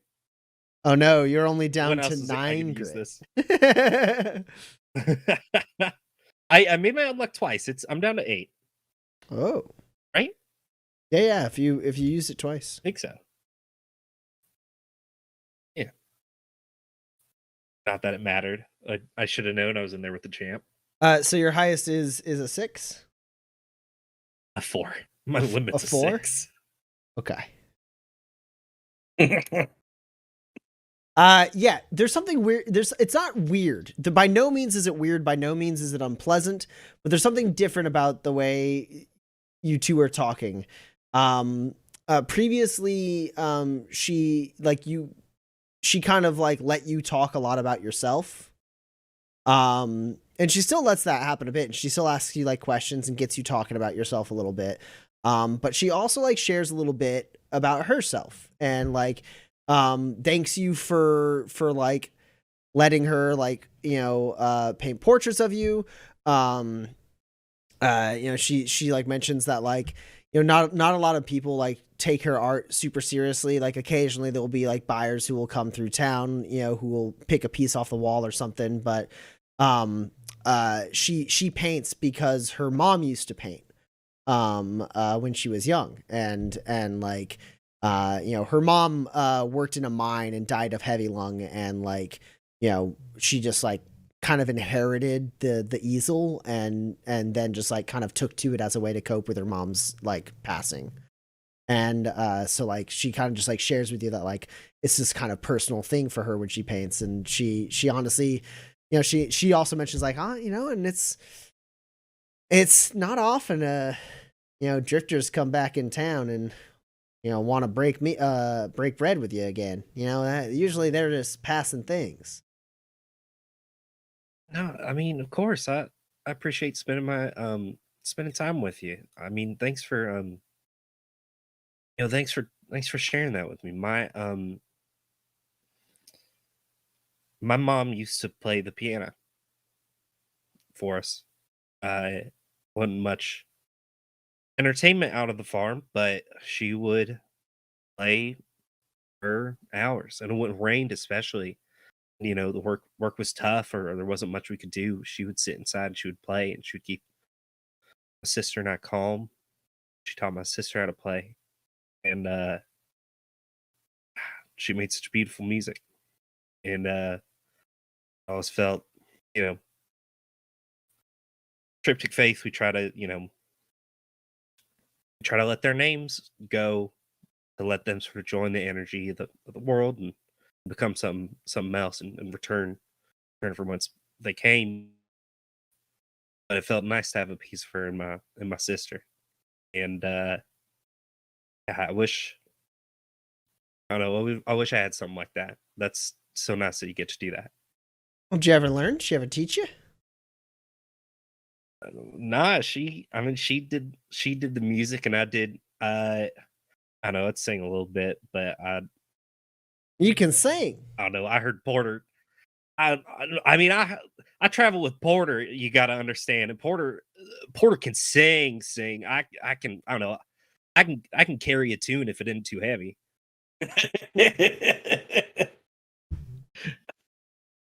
Mr. Gurley, I'd like you to accompany me to the Golden Spike tonight.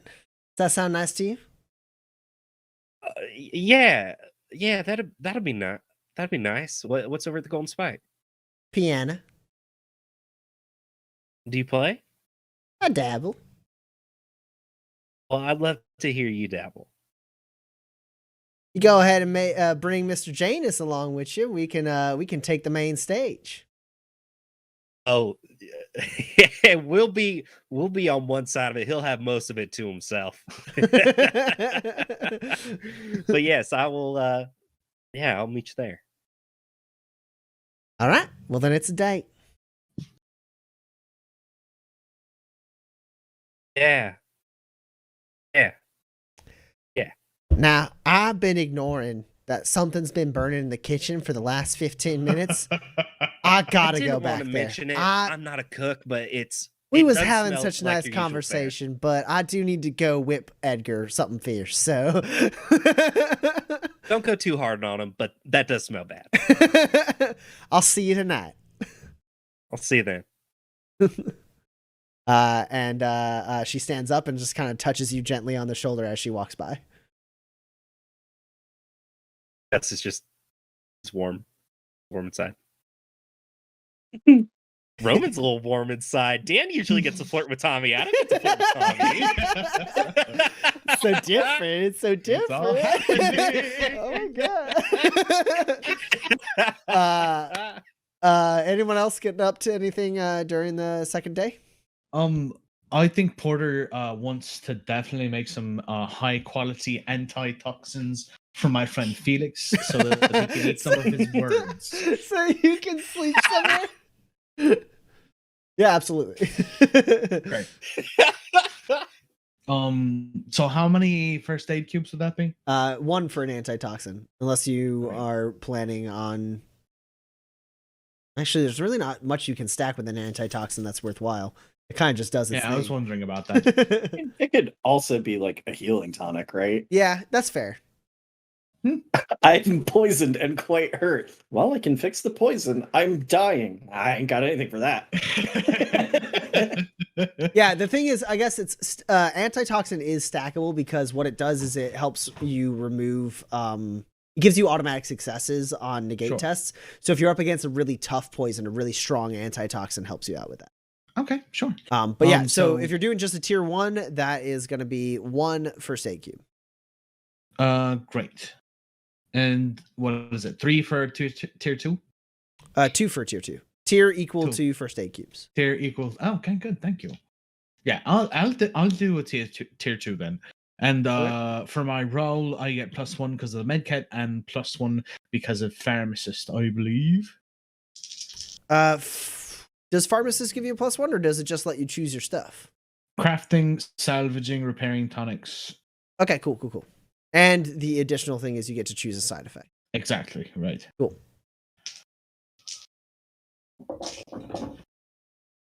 Oh, that's great. That's 3 successes then. Okay. That is not going to be enough for you to finish it in a day. Sure. Unless you were to spend some grit to twist the knife. Which I've got the grit. You could. It is the twist difference knife is- between excellent and standard quality as well. Oh, good. Yeah, that's worth it then. Yeah, for sure. I'll twist the knife on that. Okay. That puts me at 4, I believe, right? Yep. You're at 4 grit and I'm at 12. Yeah, that's perfect then. And that makes it excellent quality and complete, right? Yes. Within 12 hours, you make a batch, which I believe for you is 4 doses That's of correct. an excellent quality antitoxin, and you get to choose the side effect. Because even though it is excellent quality, it still has one side effect because it is a tier 2 tonic. Yeah. So for that one, Felix is a grumpy booger, so I think uncontrollable laughter is the way to go with that one too. Fantastic. That's terrifying. Don't want to see it. Cool. So you're able to do that. And Eloise and Dex, are the two of you doing anything with the second day? Go ahead. I kind of wanted to find Eloise. I feel like I have, throughout the first day where Eloise is having her various shopping panics, just sort of like noticed her out of the corner of my eye. Like, what about my day in Waypoint? And I want to see how that turned out. How does it turn out, Eloise? Oh, So I don't know where I find you. I oh, guess sure. I guess I go to Porter's room because that's where I assume you are. First. Yes. I don't know. Maybe. Probably. I don't know. Yes. Yeah, I'm Uh, locking the door. hmm. Oh, okay. Open it. Hey, Hi. I just wanted to see if you what were you doing with your armor yesterday? I saw you carry it back and forth across town 2 or 3 times. Oh, it's broken, and I was trying to decide if I was just gonna sell it or if I was gonna repair it, and I never really decided because I kind of made it, and it's like kind of important to me, but also it's broken and expensive to repair, and How um, expensive? 9 spurs. Do you have 9 spurs? Yeah, Do you need them for something else? no, Why wouldn't you repair the armor?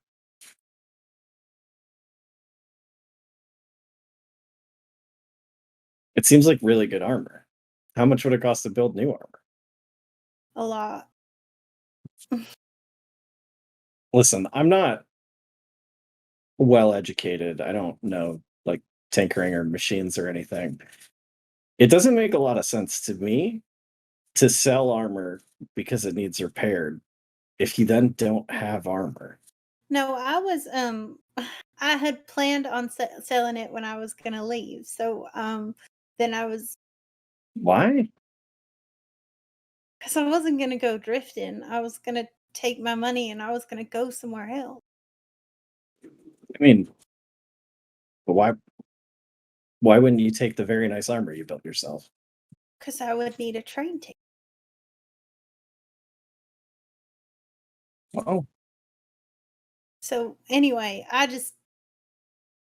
it's easy for me to make up my mind. It's real hard for me to change it because I get used to that idea. So I'm but yeah, no, I do need it, and I can just go get some tech cubes and fix it right up. So don't probably worry. worth a train ticket later, right? Yes,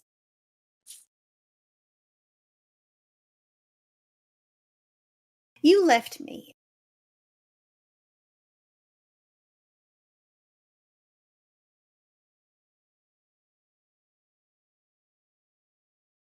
all alone in the dark,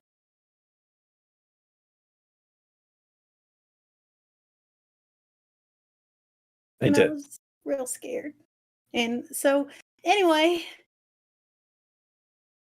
please don't do that again. Okay.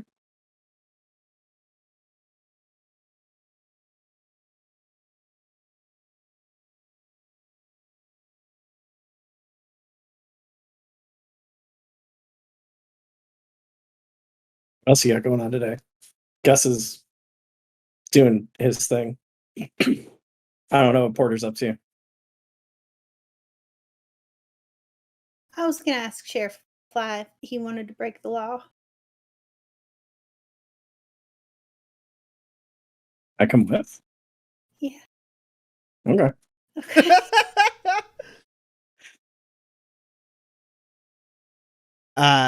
Yeah, so Eloise and Dex, Eloise, do you repair your armor first or Yeah, I will. okay, cool. So you go to Winslow to get the tech cubes? I think so. I don't think I'm gonna get a break from anybody else, so Okay.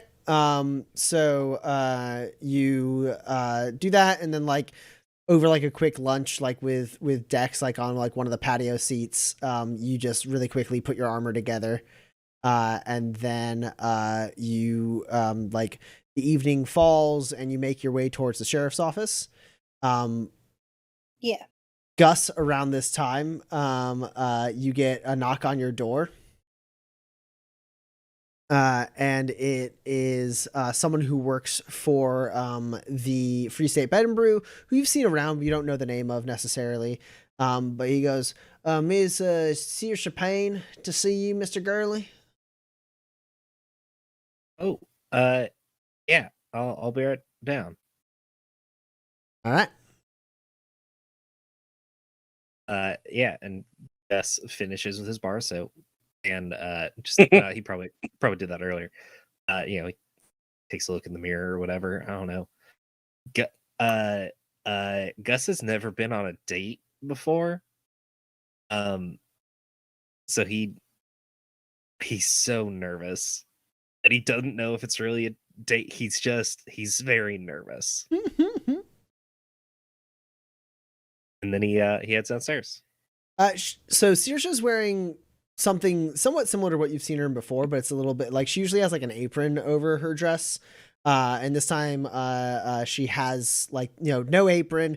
She's wearing like a nice like jacket / like shawl. It's kind of a light like jacket that like kind of like drapes around her collarbone. And she you walk down, and you're like wearing you're the cleanest clothes that you own.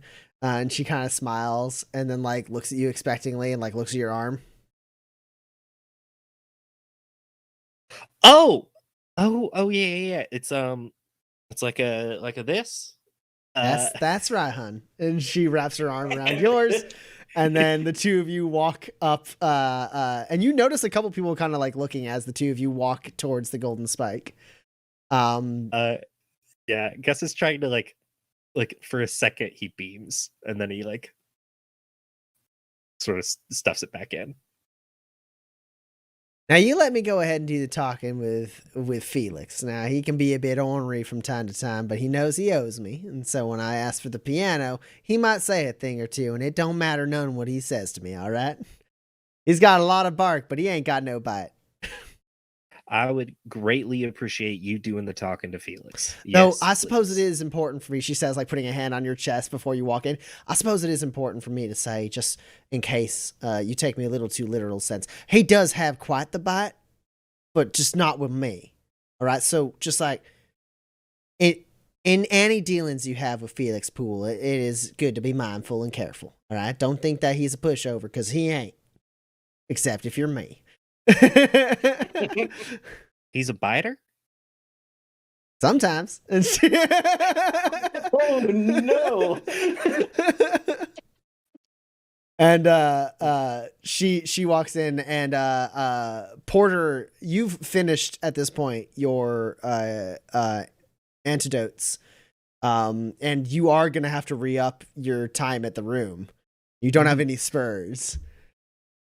I think I would have tried to tell Porter about like the conversation and like The thing is, seek his counsel a little bit. I don't know if you know where to find Porter. He kind of shut himself up in his room for the day and made tonics. Does Gus know where Porter's room is? I mean, if he asked, I wouldn't have hid it from him. I don't know if it's But more it is dramatically. it is across town. Yeah, right. Yeah, I think since you didn't think of it, obviously Gus was a little too in his head about everything and kind of forgot to like go and get Porter.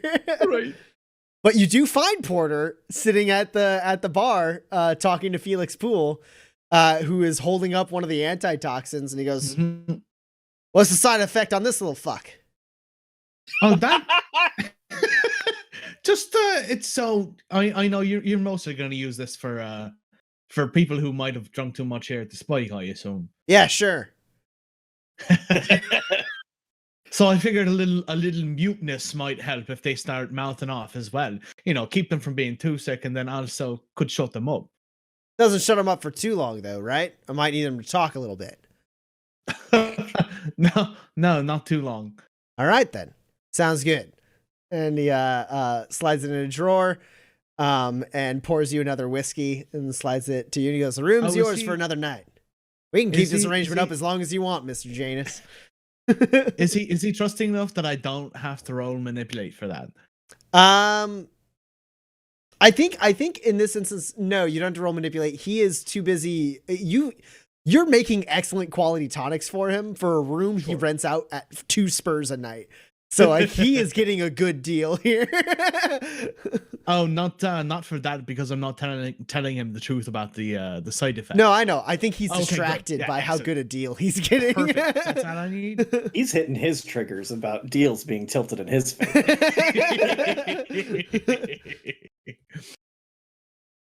Yeah, good. Then could I grab a drink as well then? He sets down a whiskey in front of you and he goes, fuck. And and then immediately raises his head back up with a big old smile and he goes, Saoirse! And Porter, you turn around and you see Saoirse Payne arm in arm with Gus Gurley walking into the Golden Spike. Gus gives you a little wave and she goes, Felix, dear, I'm gonna need the piano. Me and Mr. Janus and Mr. Gurley are gonna sing a little tune for your crowd here. Gus mimes communication to you, Porter. What the hell's going on? Yeah, you can see we have fucking eyes, right? I was just, I don't know. I was hoping that Mr. Porter would help us out. He doesn't need to be a part of the conversation. Yeah, for sure. I'll play with you. Saoirse, what did I tell you about using the fucking piano? Well, I think you mentioned that I needed to give you warning if I ever wanted to waltz in here and put on a show. Right, I fucking told you that, didn't I? I don't recall you walking in here. Did you walk in here? Did I forget? Did I black out some point this fucking afternoon? No, you didn't, darling, but sometimes I like to just throw a little bit of a wrench in your plans. That you fucking do. All right, turn off the piano. All right, let Saoirse go ahead and sing us an old tune. Saoirse Payne, everyone. She's going to go ahead and give us a jaunty little tune with Mr. Gurley and Mr. Janus flanking her on both of her bat-shaped wings. Let's go ahead and have a seat here and enjoy a little screeching from the Jersey Devil here. Wow, that's so mean. Wow. Wow. And off the top of his head. Also, is it still called the Jersey Devil? There's a place called Jersey. There's got to be. Well, he wears a jersey. Newer Jersey. Yeah, Porter, you can roll manipulate to assist Gus in his manipulate roll as he attempts to sing. And as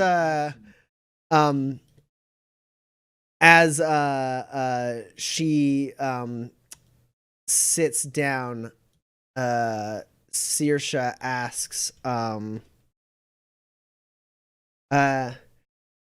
you know that Joe Rivers tune about walking down along the road? You know that one? You know the words, Gus. Porter, the you got only that one that I've ever known. Exactly. Yeah. Yeah, it was one of my mom's favorites. All right. I'd like to hear that in your best baritone there, Mr. Gurley. And Porter, if you can back me up there. Oh, yeah. I got you. You guys, Porter, go ahead and roll manipulate to assist Gus on his. For Gus, that's a +3. All right, Gus. Now you can roll manipulate at a +5 because Saoirse is giving you a +2. Is this contested? No. Okay.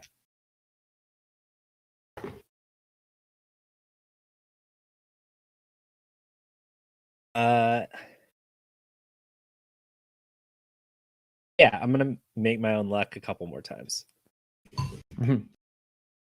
Why not?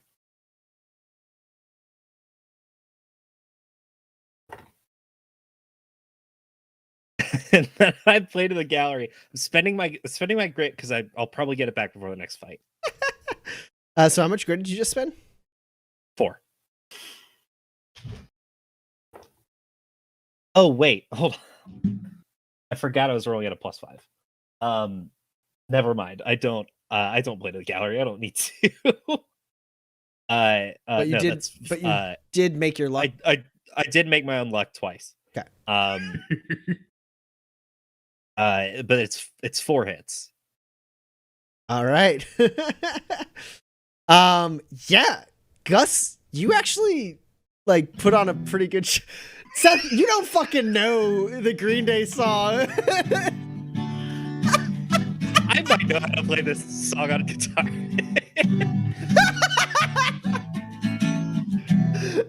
He can't sing along with it. There's gonna be a desync. I know. but I'm not gonna make you sing also, Roman, unless you want to. I don't know if I can sing as Gus. Oh, come on. You surely can. Just got to put a twang on it. Oh, The God. But no. it's Green Day. No. Yeah, exactly. It's perfect. I'm not gonna spring this on Roman out of fucking nowhere. I'm a performer. I'm a professional. I'll give it a shot. All right, so Joey Rivers is by historical standard is you sing a pop song like you are Johnny Cash. All right. It goes something like this. I walk a lonely road, only one that I have ever known. Don't know where it goes, but it's home to me, and I walk alone.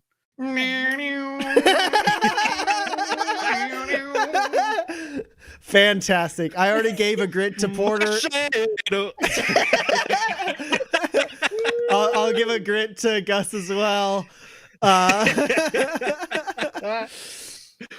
Fantastic. And Gus, actually, Porter, to your surprise, Gus has some pipes on him. He can do a pretty decent Joey Rivers. And at least this song seems to like fit him pretty well.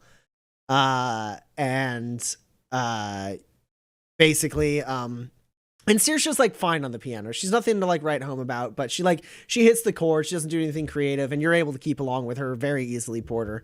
He definitely like pops in with some like, you know, only one who walks beside me. Only thing it like. The much to Felix Poole's frustration, visible frustration, the crowd loves it, and they cheer, and he goes, "Hey, fucking free drinks for the band! Come on! All right, turn it back on, Let's get that jaunty tune going again. Jesus, fuck!" Oh man. You, Porter, Gus, and Saoirse are able to have a drink. Saoirse gives Gus a little bit of a hard time about forgetting to talk to Porter, but also doesn't lean too much into it. And Porter, with your social acumen, you can tell it's because she actually thinks it's kind of sweet that Gus's friends have his back in like a situation like that. And then a certain point near the end of the evening, after you've had a few drinks, because it's basically he said that and then left, and then Billy, the bartender, comes up, and he's not going to tell Saoirse Payne that all of hers and your drinks are not free for the entire night. So so you guys have drinks through the night, and then Porter, you're able to retire to your room, and Saoirse sits there, polishes off her wine, and goes, "Well, Mr. Gurley, I don't know where it is you're staying most nights, but I suggest you stay the night with me tonight." Oh. Yeah, I have a no, okay.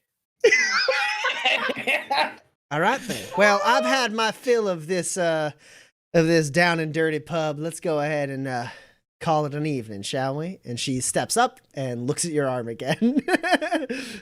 and Gus, like expertly this time, puts it out for her. And the two of you so walk. The two of you walk back through the evening, the late evening of Waypoint, stars in the sky, both moons shining down on you, and you enter her residence above the Point the Way pub, and you have a very good evening. Eloise and Dex, earlier in that evening, you went to go talk to the sheriff. So you walk into the sheriff's office. He's sitting there messing with his terminal that has a line that goes underground directly to the LRC tower. And he looks up and like shuts the screen off and leans back and goes, Hell, I was going to talk to you tomorrow morning, but all right. Persistent, I suppose. Oh, this one's not me. He looks a little confused and then looks over your shoulder at Eloise. Hi, Sheriff. Hi. Ms. Reynolds. Could I come in? It is Ms. Reynolds, right?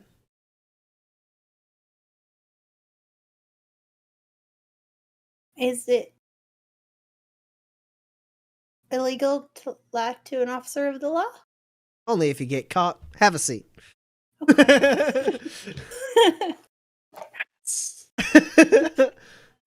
Yeah, so I will shut the door and come in. I'll sit down. Um Hi. So uh,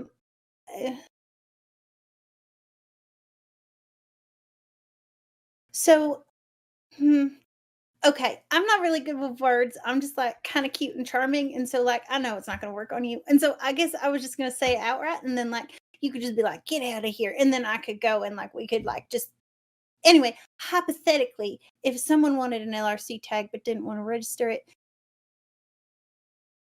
and they knew how to make it, but it was kind of illegal to break in hypothetically to an LRC tower. Hypothetically, to manufacture that LRC tag. And they paid for it by leaving a spur in the tail. Hypothetically, would you, if they had good intentions, help them? Please.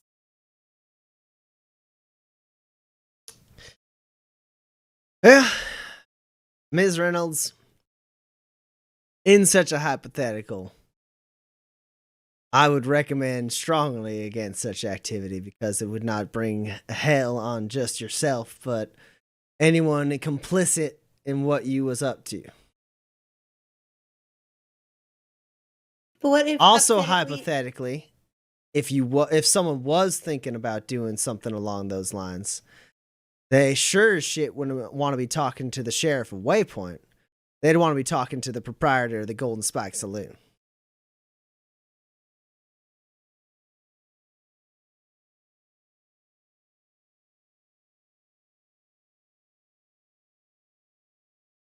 Okay. That is an interesting hypothetical. This has been an entertaining thought exercise, Miss Reynolds. Yeah, exactly. The other thing is that like I imagine that it's sort of all square because of the whole like militia wanted to, you know, kidnap us and take us away forever kind of thing. And y'all stop that. But like, and like I'm okay for money, but I wondered if there was like any sort of like reward for the actions for like Porter and Gus and Dex in the like petty cash that you keep for bounty rewards. No I is think okay. Dex looks over at Eloise when she adds Dex on there. It's like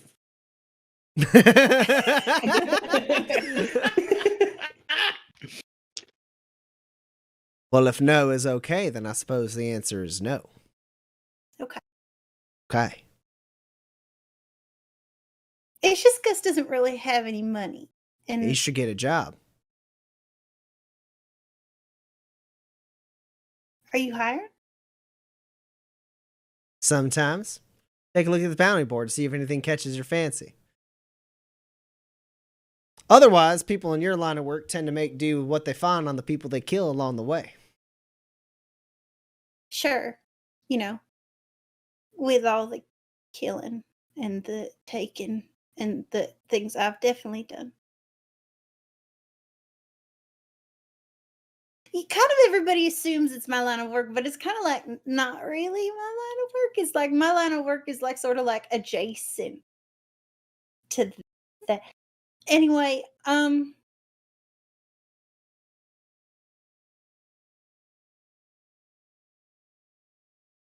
You have a good evening, Miss Reynolds. you too. As Eloise gets up, the sheriff reaches out a hand to you, Dex, and goes, Caldwell wants to meet. Earliest you can make your way towards Spring Mill. Okay. A day and a half out of town. And he says, like, slightly quiet, not so much as to hide it from Eloise, but more just like to Dex. He goes, and y'all know, whatever trouble you stirred up with the militia, it didn't end yesterday. Yeah. All right. He like looks again at Eloise with like a little bit of skepticism.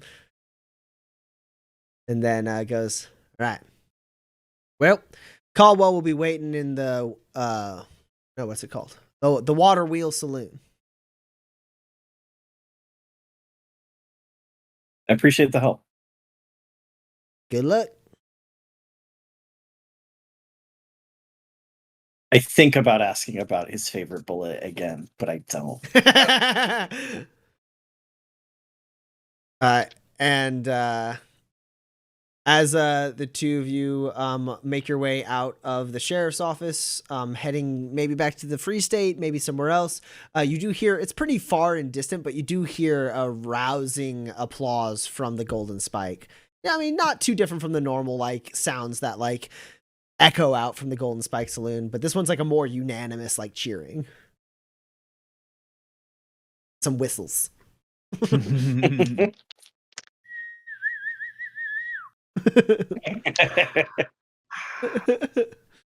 Excellent Foley. Yeah, and Eloise and Dex, you have the rest of the evening. Well, I'll leave you to it, unless you want company. Oh, I won't be able to afford whatever Mr. Poole asks for. So maybe next time.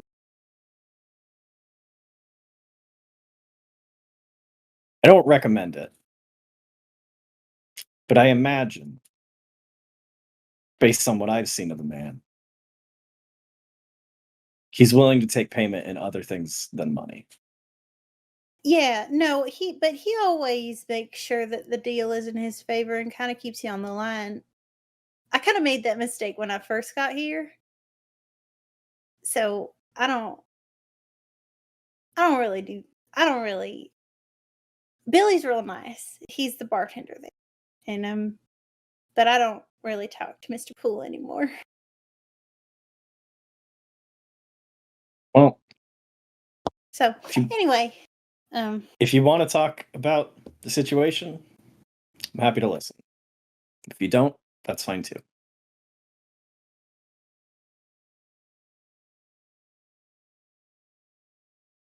well, okay. The thing is that like if you keep something just to yourself for as long as you can and you make it real small, there's a chance that it just never comes back. No, there's not. There is. No, there's Yeah. not. There is. But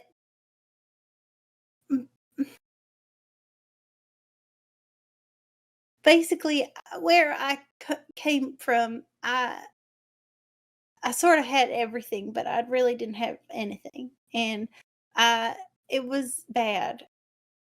Like not like real bad, like real people have real bad stuff happen to them. And I guess I did, but it doesn't feel like that.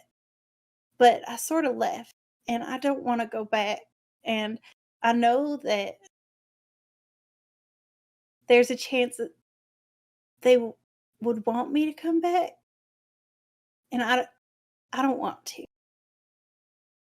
And so I guess I left and I changed who I was. And like Eloise is who I am.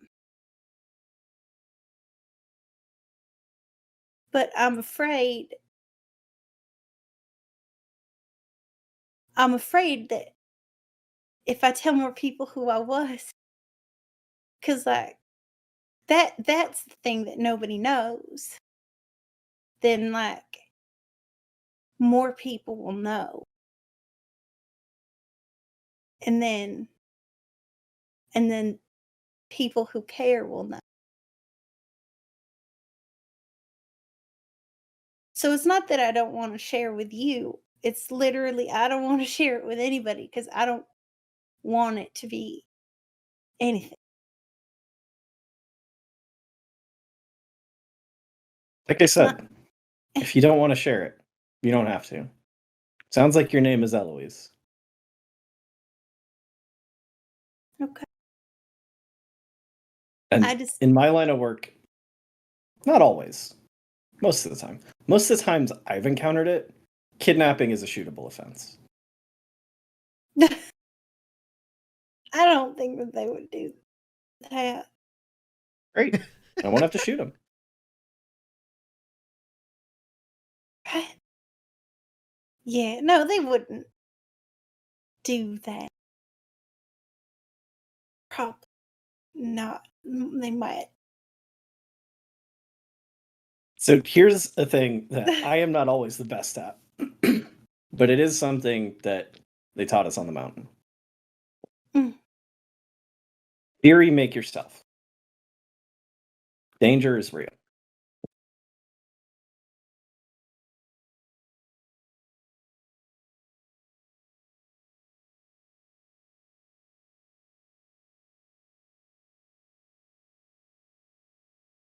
I don't really have a response to that. That makes me feel real bad. Felt the same way the first time I heard it. They say a lot of things that you don't really have a response to the first time you hear it. I think that's the point. It They're- sounds kind of Eloise, terrible on that mountain. They're so good at ending conversations with profound statements. Well, you should make some up yourself and then say them back. I'm Like they're not like a good they're talker. like, well, there's two moons because there are two faces in everybody. And you go, well, do you have two faces then? And then you walk. I guess, but their thing is always so good.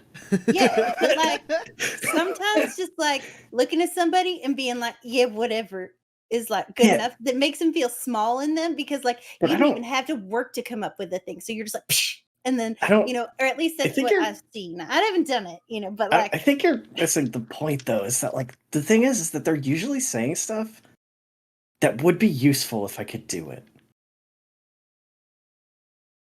Like I am sometimes afraid, right? And I'm sometimes angrier than I should be. And I try and find that sort of calm place that I've seen them be. And it's not an absence of those feelings. And it seems nice. And it seems good. oh my, okay, here's this. So the thing is that they feel their feelings, they and they let them go. You don't have to pretend to be them. You gotta be you. I learned that in therapy. Anyway, there's your profound statement, and you go, Psh, whatever, and then you make me feel bad, and then you win. No, what I was gonna say is Eloise, I think I've been in therapy before. Oh, I didn't. Okay, I am from a town that isn't there anymore, and it was poor as dirt, and a storm blew it over. And I have not experienced a lot of the finer things in life. But I've heard of therapy, but I didn't have an example of what it was until now. I'm pretty sure I've been in therapy. like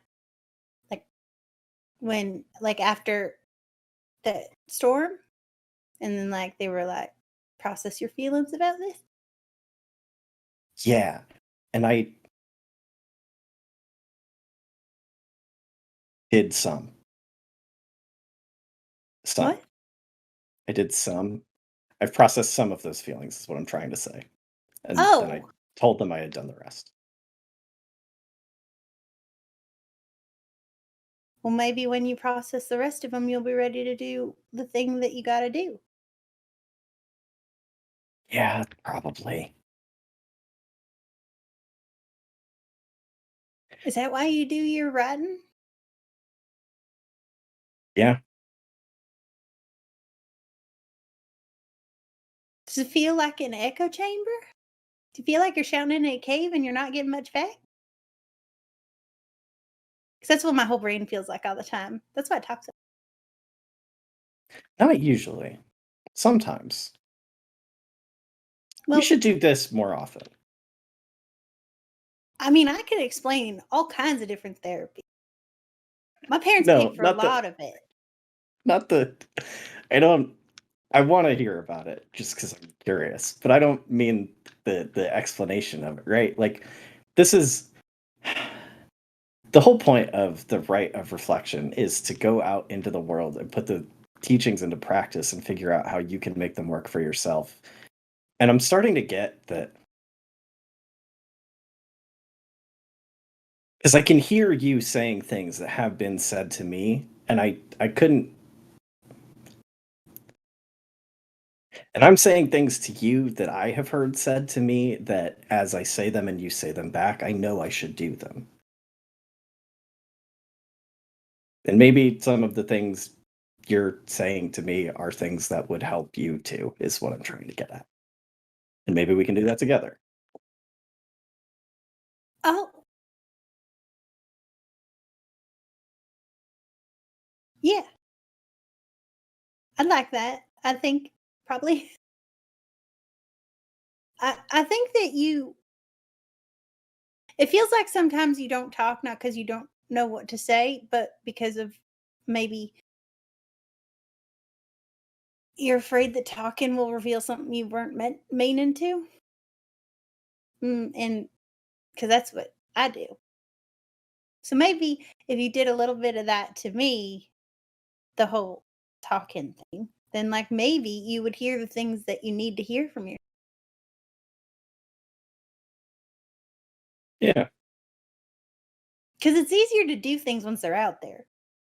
Again, that's why I say everything. Because then people hold you accountable. And also people don't really ask you questions if you're telling them things all the time. You don't have to keep talking. I mean, you do have to keep talking, but like not like me. you can see how this circles back to the thing we started talking about, right? Yeah.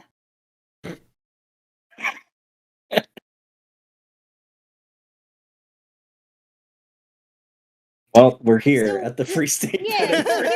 Penitentiary. I gave away my room, and I don't know where. I think it's real expensive that Porter's At not. this point, hasn't do we been see here. like Gus and Saoirse Yeah, leave? yeah, you see Gus and Saoirse walk by on their way towards the Point the Way pub. I like involuntarily like grasp like Dex's like forearm like I think Gus's bed is free if you want to use it.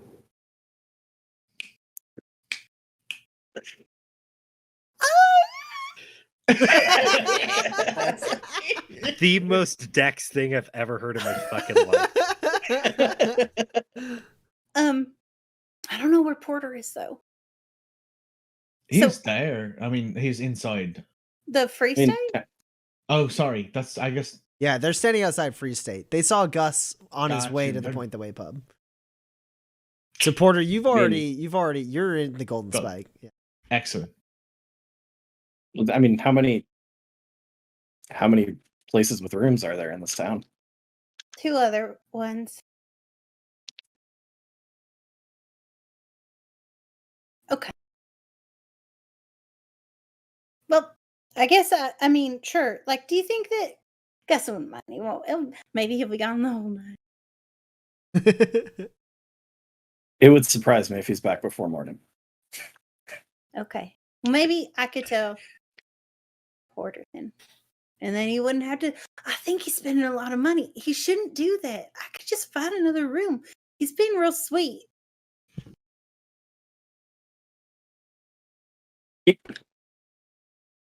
Okay, you want me to talk more? You know why, right? No. Okay.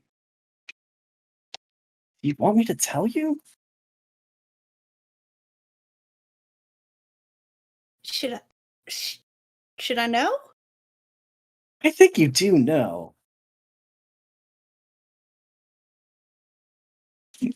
You Dex looks awkward as he does it.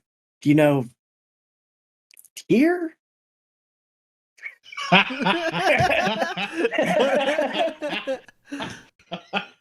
Points at his heart. Oh my gosh.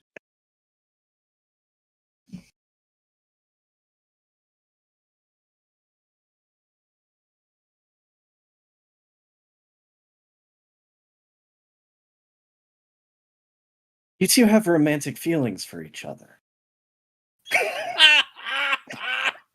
No.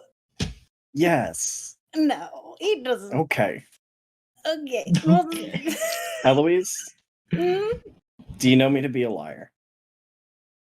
not recently. We've only known each other for a couple of weeks. Maybe you're a real big liar. Small sample size. Well, I guess that's a fair point. I'm not, and I'm a pretty good read of people. Yeah, no, I know. Think so for real, though? I am very confident about this. No, that's no. Do you really think so? Yes. Can you go tell him that the bed is empty? Do you know where he is? I No. don't. Okay.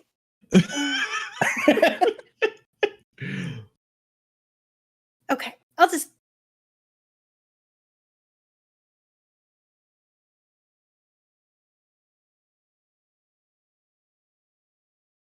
Okay.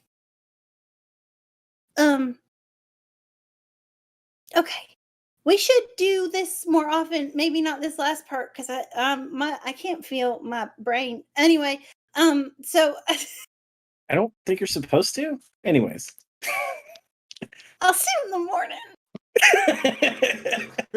Okay. And Eloise rushes to bed. No, I go to the Golden Spot. Oh, okay. Billy is there serving drinks to the few people who are still awake. And he looks up and goes, Ms. Reynolds. Hi, Billy. Howdy. What are you doing up this late? You ain't come in for a drink, have you? Oh, no. I mean, maybe, but not right now. Maybe later. So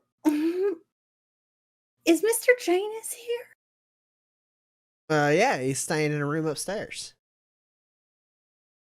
You wouldn't happen to know which one, would you? I might, but I'm not supposed to tell. Well, you already told me he was here, and if you don't want me going and knocking on every single door, then you might as well tell me and save yourself the kerfuffle. Yeah, that logic does seem pretty sound. It would be a raucous time if you went and interrupted everyone in the front room. Exactly. Lots of dissatisfied customers. At that point, there's only 2 rooms in the back that he could be in, but I know that one room has been it's being detailed. It's got a stain on the floor, hard to get out.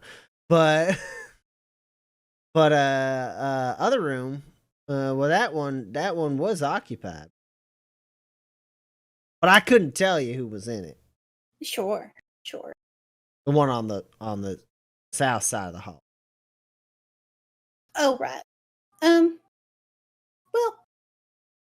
I just Sorry, I can't be of any help there. yeah, Ms. no, Reynolds. I respect your the the limitations of your job and the sanctity of Miss you know, Prue will get protecting awful you. mad if I told you which room Mr. Janus was in. Exactly. No, and we do not want to cross Mr. Pool. No, I we gotta do go. not. I'll be back in a little bit. Maybe. And I knock on the door that I think is maybe Porter's. Yep, Porter, you've been drinking all night. Now there's a knock on your door as you were getting ready to sleep. Also, +1 grit to Dex from Carnaxis. Yay! Thank you. I'll use this for shooting. Yeah, Porter kind of sleepily opens the door and like reacts to the light. Like, hi. Oh, hi! It's you.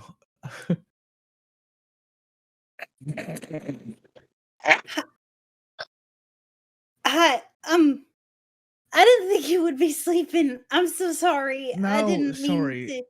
So, Eh. I earlier, Gus came in with Saoirse, and I know. I know, I and saw I them guess, walking home. and I guess she plays piano or something. So we sang Oh, that we sang a sounds, tune together. that sounds Old real Joey nice. Rivers song. Oh, well, Not a fan, I take it. That's fair enough. it's just so dour. I know he does tend to make things sound a lot sadder, no matter what the lyrics are somehow. What's up? Well, it occurred to me just as I'm standing here looking at you in a room already that you Gus's bed is free, and so you didn't have to get a room for the night because Dex said I could bunk in Dex's in Gus's bed. So you could have your room because I've been squatting in it, and it's not very nice that I've been doing that and not really taking into. I should have gotten my That's so own nice of you. room, and That's you didn't. no. That's fine. I mean, I made ended up making pool an antitoxin for the next couple of nights at least. So it's okay. I want you to feel comfortable. I'd like you can stay there until your room opens up, I suppose, if you want.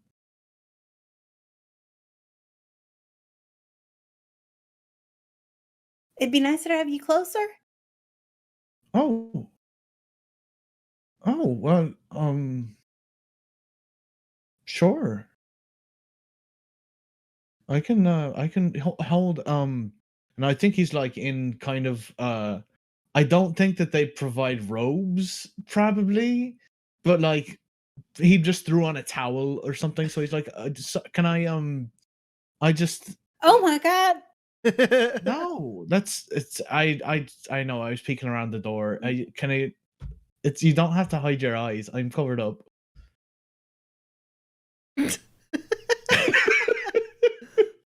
Can I just throw on some clothes and I'll be right out? I didn't.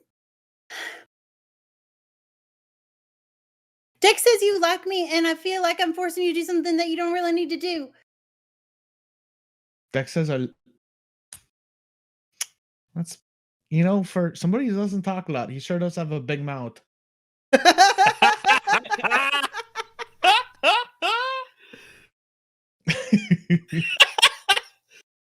I want that to be our next emote.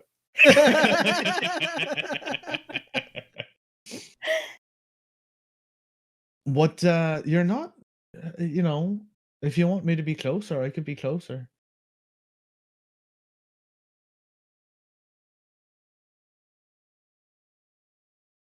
I do like you, by the way.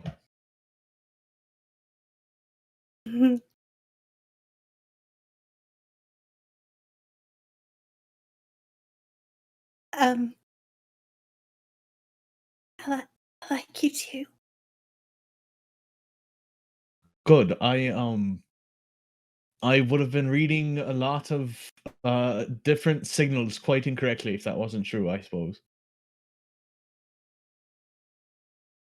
No, do you want to give me a second. I can get dressed. I'll be right there. Okay. Okay. All right. The door like closes timidly, and like 5 minutes later, he comes out dressed.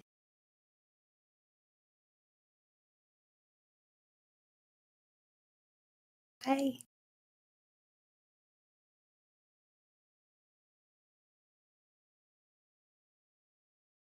Do you want to go? Yeah. Let's. All right, you lead the way. I can walk mostly in a straight line, but I might need to follow you a little bit of the way. Oh, okay. Yeah, right. Sorry, I didn't finish my story, but they gave us free drinks for being in the band. Oh, I'm not completely out of it. No, I don't want you to think that I just tired is all. I don't know.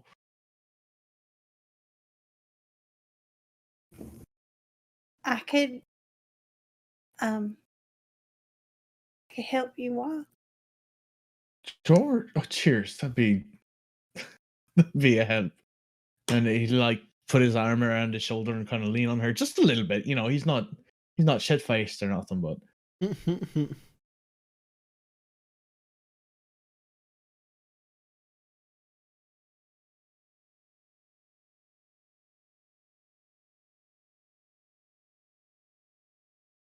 So like I'm the only one who didn't know is the thing. Is that let's see. yeah, the only one who didn't know that I liked you. Mm, And why is that? We had the thing with the tying a ribbon on each other's doorknobs, and we see each other pretty much every time we're in town. You're the only person that I spend time with. oh, I don't know. I just thought you were real nice to me. I didn't really think anybody would. Anybody? You didn't think anybody would like see you in that way? Wait, hold on. I need to back up. Dex told you about. How did Dex explain or describe this? I'm trying to picture it in my head, and it's not really Well, clicking. It's sort of So the thing that I really like about Dex is that he's very straightforward and just says what he means, Right. and then he got like real shifty, and then just like pointed to his like his breastbone, Oh, and and I didn't get it, and then his ears turned real red, and then he was like, "You have romantic feelings for each other," and I was like, "No," and then he was like, do I lie? And I was like, well, maybe I won't. The data sample's real small. And then he was like, well, I don't. And I was like, I know. And then he was like, good night. yeah, That was the whole. that sounds about right. But it was real confusing at first because like I thought he was having like chest pains or something. Yes. He's exactly the type of person I could imagine having a heart attack for sure. Not. It was a joke. It was supposed to be a joke. I'm sorry.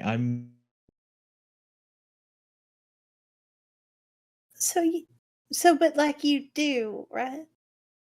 I do.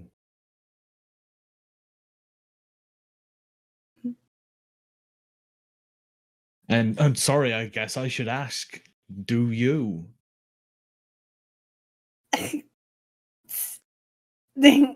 Yeah.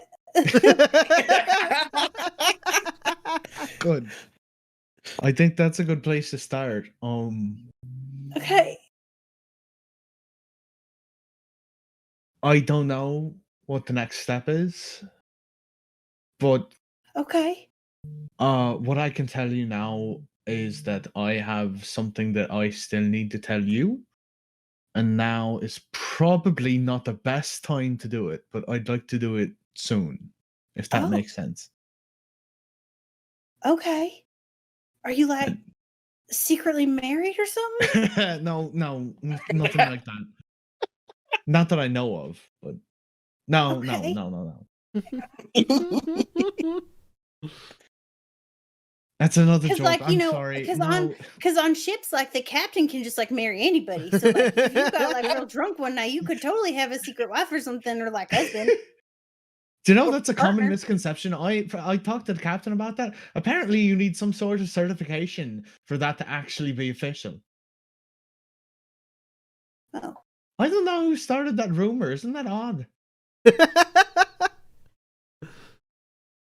Huh. Huh. I just, like, the position of authority, like, a mayor could Right. probably do it too, so I just figured, like, a captain of a ship, like, I guess if the ship is, like, real small, then that's, like, Right. maybe it's like, "Oh, I'm the captain of this rowboat," and then, like, that's Just some soggy bastard on a dinghy being like, "Hey, I can marry you." right. And that would be so, like, maybe it's, like, the size of the boat or, like, a ship. Sure. Oh, it has to be a ship, and it's a ship because you can fit boats. Ah, is that what makes a ship? I've always wondered. If you can put other boats on it, then it's a Right. ship. Mhm. Okay, all Yeah. right. So it's probably just ship captain. Yeah, maybe that's right. You have at this point made your way into the Free State Bed and Brew.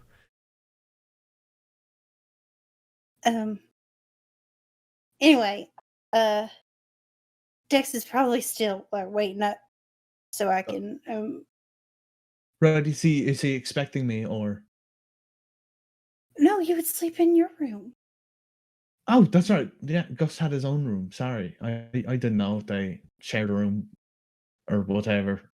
No, you I would sleep in your room, Porter. Oh no, listen. You're not sleeping on Gus's bed.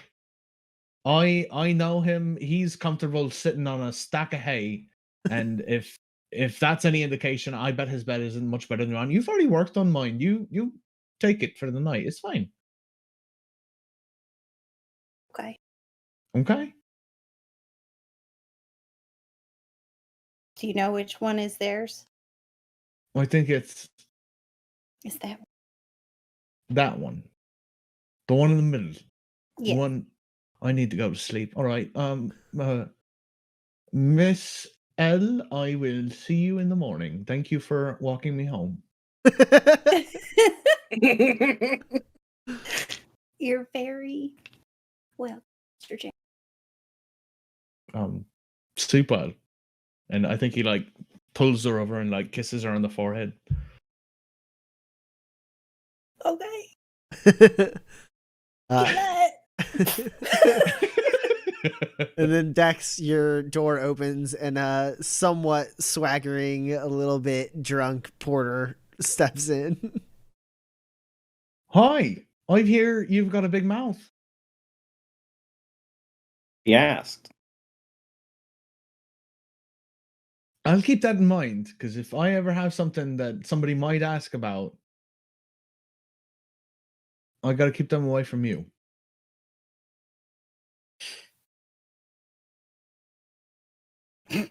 Okay. Right. This one Gus's? Yeah, that one's Gus's. Good night. And he like flops down and pretty much immediately asleep. Y'all, this is everything I could have dreamed of for Manifest teens. Yeah, you're talking about making a teen drama for Manifest. We don't even need that. We got it. We're here. We got it. It's right here. Degrassi, Manifest. Also, if I may, I'm so sorry for a quick second. When we were setting up our characters at the beginning of this campaign, and y'all two were like, "Oh, we'll make them these like unrequited sort of like, well, they won't be lovers. Like, it's this very interesting relationship." And Dan and I were over here like, they got super into an anime on a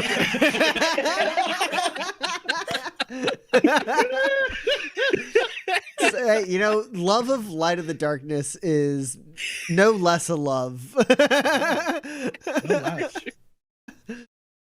All right. So the next day does come. And you're able to get your things together. If anyone else needs any supplies before y'all hit the road, Otherwise, it is a normal day in Waypoint. Dex is able. Yeah, I will buy a first aid cube and 2 machinery cubes, which I believe is 7. No, it's more than that because nobody here likes me. Yeah. You said a first aid cube and what else? 2 machinery, but I maybe can't afford that. That'll be 9 spurs. So just a first aid and a machinery cube then. Okay, that'll be 7 spurs.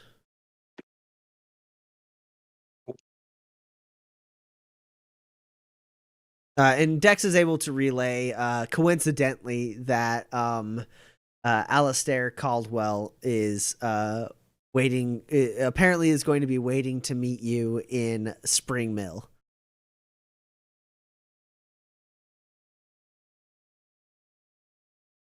He did say there to get there as fast as we could.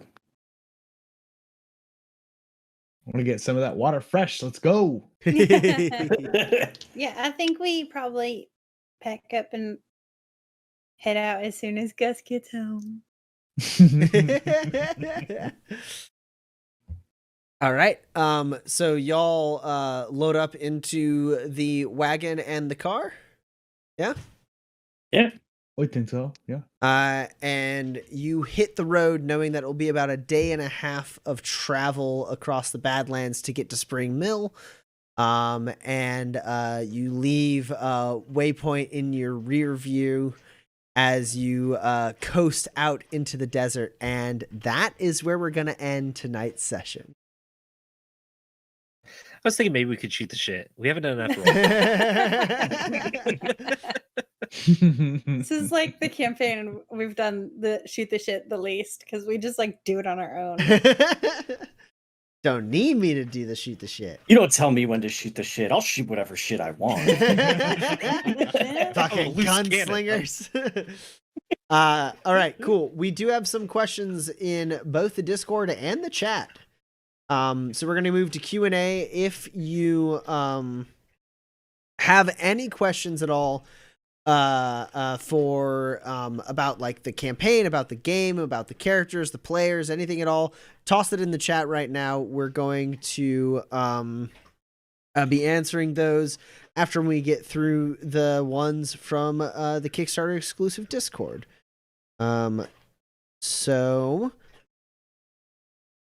Okay, so Argetlam has some characters, wondering how we would go about building them in Manifest. It's the landlady and landlord from the movie Kung Fu Hustle, which I've seen this one, so I know these characters pretty decently. The landlady, by his description, superhuman speed, strong enough to shatter a bronze funeral bell with her bare hands, can shout with significant force to shatter wood. And the landlord is extremely dodgy and capable of tanking hits that he can't dodge, and is also a grappler. I mean, obviously they're both illuminated. That's just for sure. That, like everyone in that movie is freaking illuminated. I was so mad. I was gonna rewatch this movie just for this question, and they took it off Netflix. I was so upset. Yeah, so superhuman speed and strength is easy enough to achieve with some illuminated powers, but I also think the landlady definitely needs the Iron Palm talent, which is the talent that ignores armor when it attacks, like for one turn. So that's how I think she could achieve breaking the funeral bell with one punch, or I think she slaps it.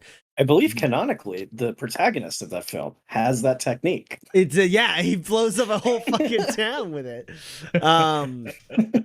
And I don't know about the shouting with enough force to shatter wood. Yeah, I was gonna ask about that. I don't know if there's an illuminated talent You or could tinker a thing for it. yeah. Right? I don't think there's an illuminated power or a talent that perfectly like replicates that. You could do like inflict pain that way, which is a talent that exists. If you had Or, telekinesis and psionic menace, the talent that lets you target multiple things, you could like conceivably scream while you're telekinetically ripping things apart. Yeah. And cigarettes exist on Manifest, so you can do the whole like. Yeah. And the landlord, the extremely dodgy is really easy. There's a lot of talents. He can do this all day. Yeah, the subtlety day. tree has some talents for being very, very dodgy. And then the tanking hits he can't dodge. There's the oh god, durability. Shrug it off. It's called, the talent tree is called durability, right? For some Hardiness. reason, hardiness. I was like, durability is no, that's Mm-hmm. not it. That's not it at all. Yeah, so hardiness, that talent, there's talents in there that are shrug it off, which lets you have the damage. You can get barrel chested, which makes you I have believe extra Kinsey toughness. had a couple of them. Yeah, that's how Um, Kinsey had so much blood.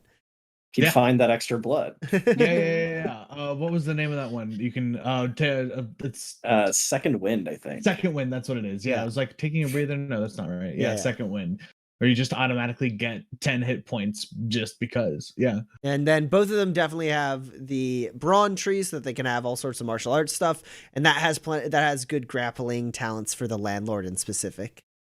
So that Yeah. makes them both kung fu masters. So there we go. They don't need the enlightenment. Well, maybe the landlady needs the enlightenment tree, but I don't know if the landlord. Yeah, if you want to scream while telekinetically ripping apart multiple Yeah. pieces of blood.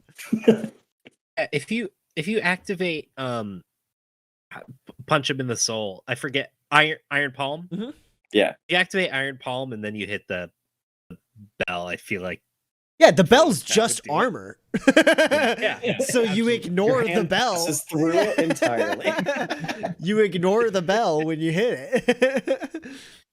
And then okay, multi-part question. Are grenades a tiered item for crafting? If yes, do they stack as high as healing tonics when it comes to their crafting tier? So I won't go super deep into this because it gets a little finicky without having like a rule book to reference. But basically, tonics work in their own special way because to make it so you can customize them in a lot of interesting ways.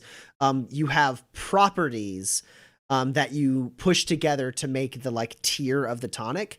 Grenade, no other like crafting really works in that way. You can craft and customize grenades in interesting ways. You can make them like incendiary, you can make them stun, that kind of stuff. But those are just modifications that you put on them, similar to how you put a modification on a gun. And so normal gear that isn't a tonic, when you're modifying it, you just basically like you tack a thing onto what already exists, and then that's the deal. It's done. I believe grenades, though, sort of in like a parallel. It's not exactly. It works somewhat differently. They have sizes, which decides the intensity of the blast. Yeah, so you can make small, medium, or large explosives. And the thing is, also the quality of the explosive makes it harder for people to avoid it. And that's the main thing. Because like with a gun, when you have a high quality gun, it's going to have like potentially higher accuracy or potentially more reliability. One of the things that like explosives gets when its quality is higher is it's harder to like dodge. It's harder to avoid. So when you toss a grenade at somebody, if it's a low quality grenade, first you have to see if you get it close to them. And then from there, they have a chance to try and dodge it. And their penalty will be really low because it's not that like dramatic of an explosion. But if you have a high quality grenade, you toss it and they have a big penalty. And that matters because grenades, unlike pretty much any other weapon, once it is close enough, once an explosion happens close enough to you, the most you can do is reduce the damage. And if you roll well enough, you can reduce like all the damage. But like bigger explosives, like not the kind that you can throw, but like medium explosives or large explosives, they have big enough chunks of damage that it's pretty much impossible for you to avoid it all. This is the closest thing in Manifest that exists to the whole roll a dexterity check and take half damage if you succeed. This is like the only thing in Manifest that really truly works in like in this specific way, except for I guess maybe crashing. So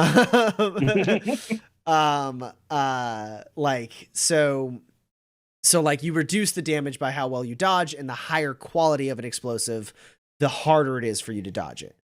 So that's like the kind of quick and hopefully somewhat clear way to explain it without having like rules to reference.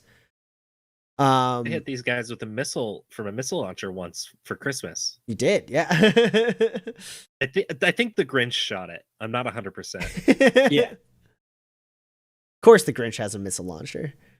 Why wouldn't he? And then last question in the Discord from Argitlam is, how fast can you conceivably get a hover bike going? Definitely not Yeah. asking because I'm wondering about the efficiency of a certain Badlands courier character.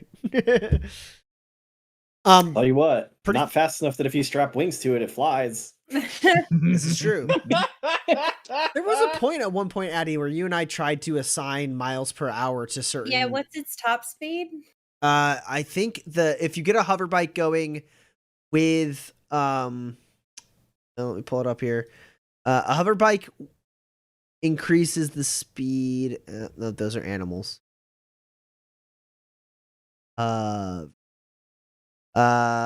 Gains 1 speed, and then you could give it another speed if you give it a supercharged engine. So its top speed would be +4. The top speed modifier would be. So at a push with a really good driving roll downhill, you could probably get it to like 100. 100 miles an hour? Yeah. I think that's it's no. I think +4 was a little more dramatic than that, wasn't it? Mm-mm. No. I thought it was like mid hundreds for +4. But then also The whatever. other thing is, it's definitely a 5 because if this is your thing, you have pushed the limit. Oh, that's fair. If you have push the limit is like I think it was like 125 to 150. Yeah. Okay. But like That's probably what I yeah. was thinking of. Basically 0 is the top speed of a hodag, which is I think 10 miles an hour.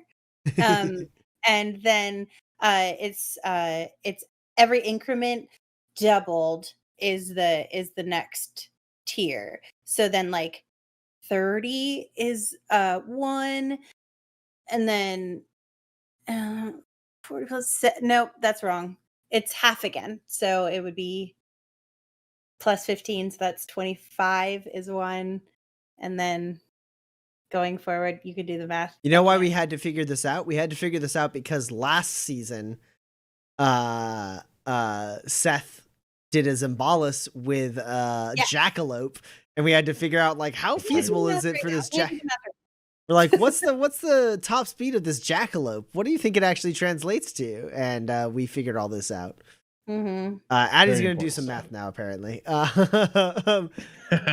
While she's doing math, there were a couple questions that came in through the stream chat during the stream. I see Carnaxis was considering making manifest cookies, and asked what flavor should a manifest cookie be, and would each settlement have their own flavor and or shape. I definitely like the idea of a cookie with the waypoint star in it. The waypoint star you can see on the bottom under the chat. It's the symbol we use for the viewer grid. That's the star or waypoint. I think it's got to be sugar cookies with vanilla frosting because Tommy will die if fun cookies come to this planet. It would be pretty harsh, I guess, if I couldn't eat a manifest themed You cookie. made this world. The cookies have to be for you. I mean, will the say- cookie I described to Seth was like a sugar cookie with frosting. 100%. Yeah. Fort Dearborn's cookie is hardtack. Yep. No, it's the stained glass cookies for sure because they seal your teeth together and then you have to get your fillings. Fort Dearborn's cookie is a vanilla wafer. It's just practical. Do love vanilla wafer though. It's a little bit nicer than regular food, but not much. Instead, it's those like layered ones that are rectangles with the Oh, waffling. yeah.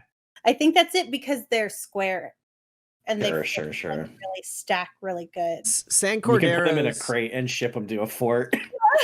Yeah. I'll tell you what, Liberty City and Freedom City are Chips Ahoy and Famous Amos. They are totally interchangeable, but each will say that the other is worse. San Cordero is certainly, I don't know if you guys know this, it's like I think we used to call them cowboy cookies, but they have chocolate chips and then like walnuts and like a bunch of other stuff like smashed Oh in there. yeah, I've had those. And they use like sprinkle cinnamon on top. And I feel like that's like flashy, but like still accessible. And will destroy Tommy. Yeah, absolutely. San Cordero does not follow the rules. It was funny. I had a similar like vein when I was thinking of San Cordero, and I was gonna say it was a red velvet cupcake for a cookie. It was just not a cookie at all. And they'd be like, "What is a cookie?" No, it is cupcakes. There's a thriving cupcake market there. Oh, sure. absolutely. The artisanal one. It's a deconstructed cookie. Yo, we gotta plan a And cookie. if you don't like break it open and then turn it over so it's a sandwich, because everybody has a beard on Manifest. Like you're doing it wrong. And the frosting is a puff of air. Oh, we gotta set up a cookie tour, a Manifest. Ooh. A good I would love that. baking stream of us just making Manifest themed cookies. I I'm all love it. about that. Let's do it. Let's fucking do it. And The then we Great had, Waypoint Bake Off. and then we have Paul, I'm John Ion Harbor. John. No. That's a Hart. great way to play Bake Off if somebody doesn't get shot. And then we have another question in the stream chat from Argetlam asking, we've heard of heavy lung before. A condition contracted from working in pyrithium mines. What other quote unquote fun diseases and ailments do we have that are unique to Manifest? Do we have any that have names or conditions yet? I know that there are other ones, but I don't know if we've established any throughout like playtests or writings yet. Gosh. Got Yeah. one. I mean, sometimes illuminated people just get too illuminated, go crazy, and end up like Jack Taylor. Yeah. Taylor's disease. Taylor's Jack Taylor's disease. Old Taylor's disease, man. It happens, you know. It's just illuminated people. It's what they do. Oh no. If Oh, you, no. if you drink a squonk and Yeah. you puke a lot, people like the doctor says, "Well, you got a bad case of squonk tummy." Oh, Squawk Tummy is adorable. That is so much better than what I was gonna say, which is if you drink a squonk, sometimes you get the squonk measles. God. I think canonically you cannot keep it down. Yeah, no, you throw up the whole squonk if you try to drink squonk. tummy. you I take think it squonk tummy is just oh my god. Maybe it's just like a Manifest Blind thing. Like, God, I think I ate some undercooked chicken yesterday. Now I got the squonks bad. No, there are other diseases and ailments in Manifest. They may or may not appear in future publications beyond just the core book. But I can't think of anything super specific. The one we go to a lot is the one from working in the pyrithium mines. Yeah. Because pyrithium is so dense that even its small like particles getting in your lung is really bad. There's that thing if you're from the Obsidian clan and you leave Snake Eye Canyon. That's true. It doesn't have a name yet because it was only recently discovered to be They call it shedding your skin. because it was just the Ophidian curse is what they thought it was, but it in fact is something different. The science behind it is unknown, but the Ophidian clan, for whatever reason, lives extremely healthy, long lives unless they leave the Ophidian clan territory, at which point they go through an extremely painful and sometimes fatal process where they kind of lose that luster, but can then travel the rest of the world. That's that doesn't have a name yet. So before it was called the Ophidian Curse, and no one quite knows why that is a thing. Yes, no one. I finished my math. All right, what was the math on top speed of hoverbike? All right. If they have pushed the limit, so they have a top speed of 5, it's maximum 220. There you go, 225 max speed. Yeah. So 0. what you're saying is when we drove out to plant those things out in Augarino territory, Yep. we spent the whole time at 225 miles an hour. It's a range. It's a big range between 141 and 225. Depending on the roll. So Between 141 and 225 miles an hour for a consecutive 18 hours. That's why Porter threw up. Or not Porter. Kinsey. No. Porter would have yartzed many times. But yeah, Kinsey did throw up. yeah, 0 tops out at 10, 1 tops out at 25, 2 tops out at 50, 3 tops out at 85, 4 tops out at 140, and 5 tops out. 225. Mm-hmm. This is great. All right, cool. I don't see any other questions in the chat. I will do one thing, a couple things real quick on screen. One will be all of you are going to get grit for excellent roleplay this session, which is unfortunate for Eloise because she's maxed out. There's Quick a flashback. roll. I should have tried to do a backflip. I'm sorry. And then out of Quick flashback before you got the grit. and then out of respect for the grit that was given to me that I was unable to use because today was entirely roleplay, I will start next session with 9 grit instead of 8. That way the grit that was gifted to me, I want to say was it Carnaxus or Fiddler Undone? It was one of the. It was whoever the last person who gave Seth grit. Yeah, I think it might have been Fiddler Undone. Yeah, it was Fiddler Undone. I will hold your grit and I will take it into the next session because I don't want you to have spent those channel points in vain. Okay, cool. So these should be our grit totals, unless you guys level up or get XP, but we'll deal with that in between sessions. So your grit might be a little higher going into next session, but at least we know I got a 9. Thanks, Fiddler Undone. I remember you. Cool. We are gonna wrap up for this evening then. It is next time we're gonna be on is May 4th. May the 4th.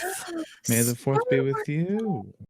I'll have to make you guys get in a pod Before race or Cinco de something on the Mayo. road. I want a lightsaber. Yeah, so that's gonna be the next time we're on 8 o'clock. If you haven't already, hit follow and smash that follow button.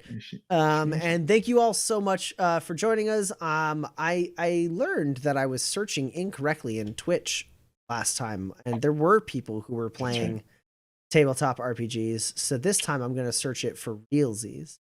It's only 11:20. Surely there's someone. Yeah, no, there were people last time. I didn't actually do the full search.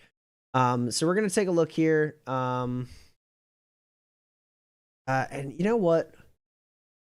Take a look.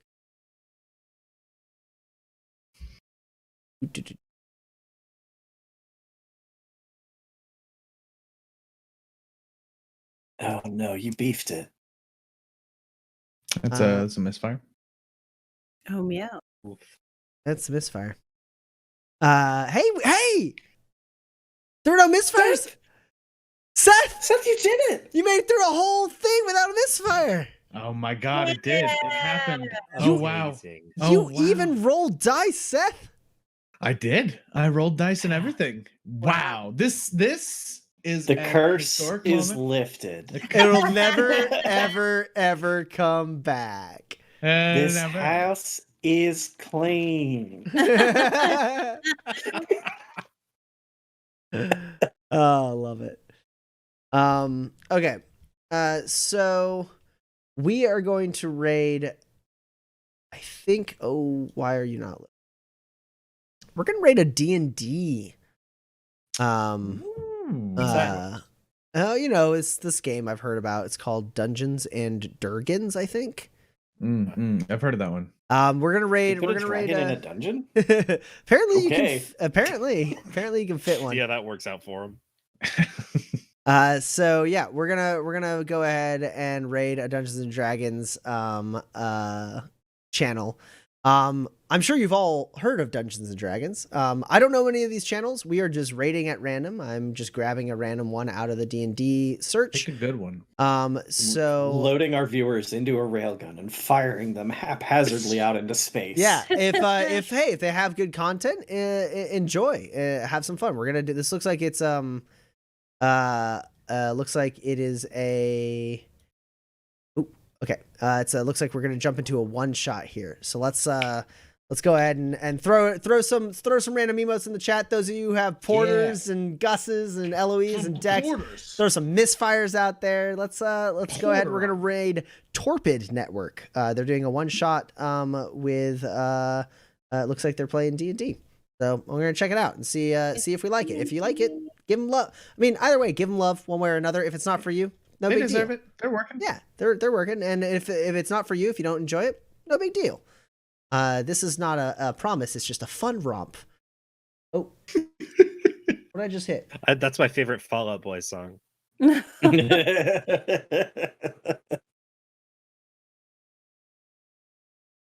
I did accidentally hit an advertisement, a 1-minute ad. Oh, meow. Did nobody hear my great Fall Out Boy joke?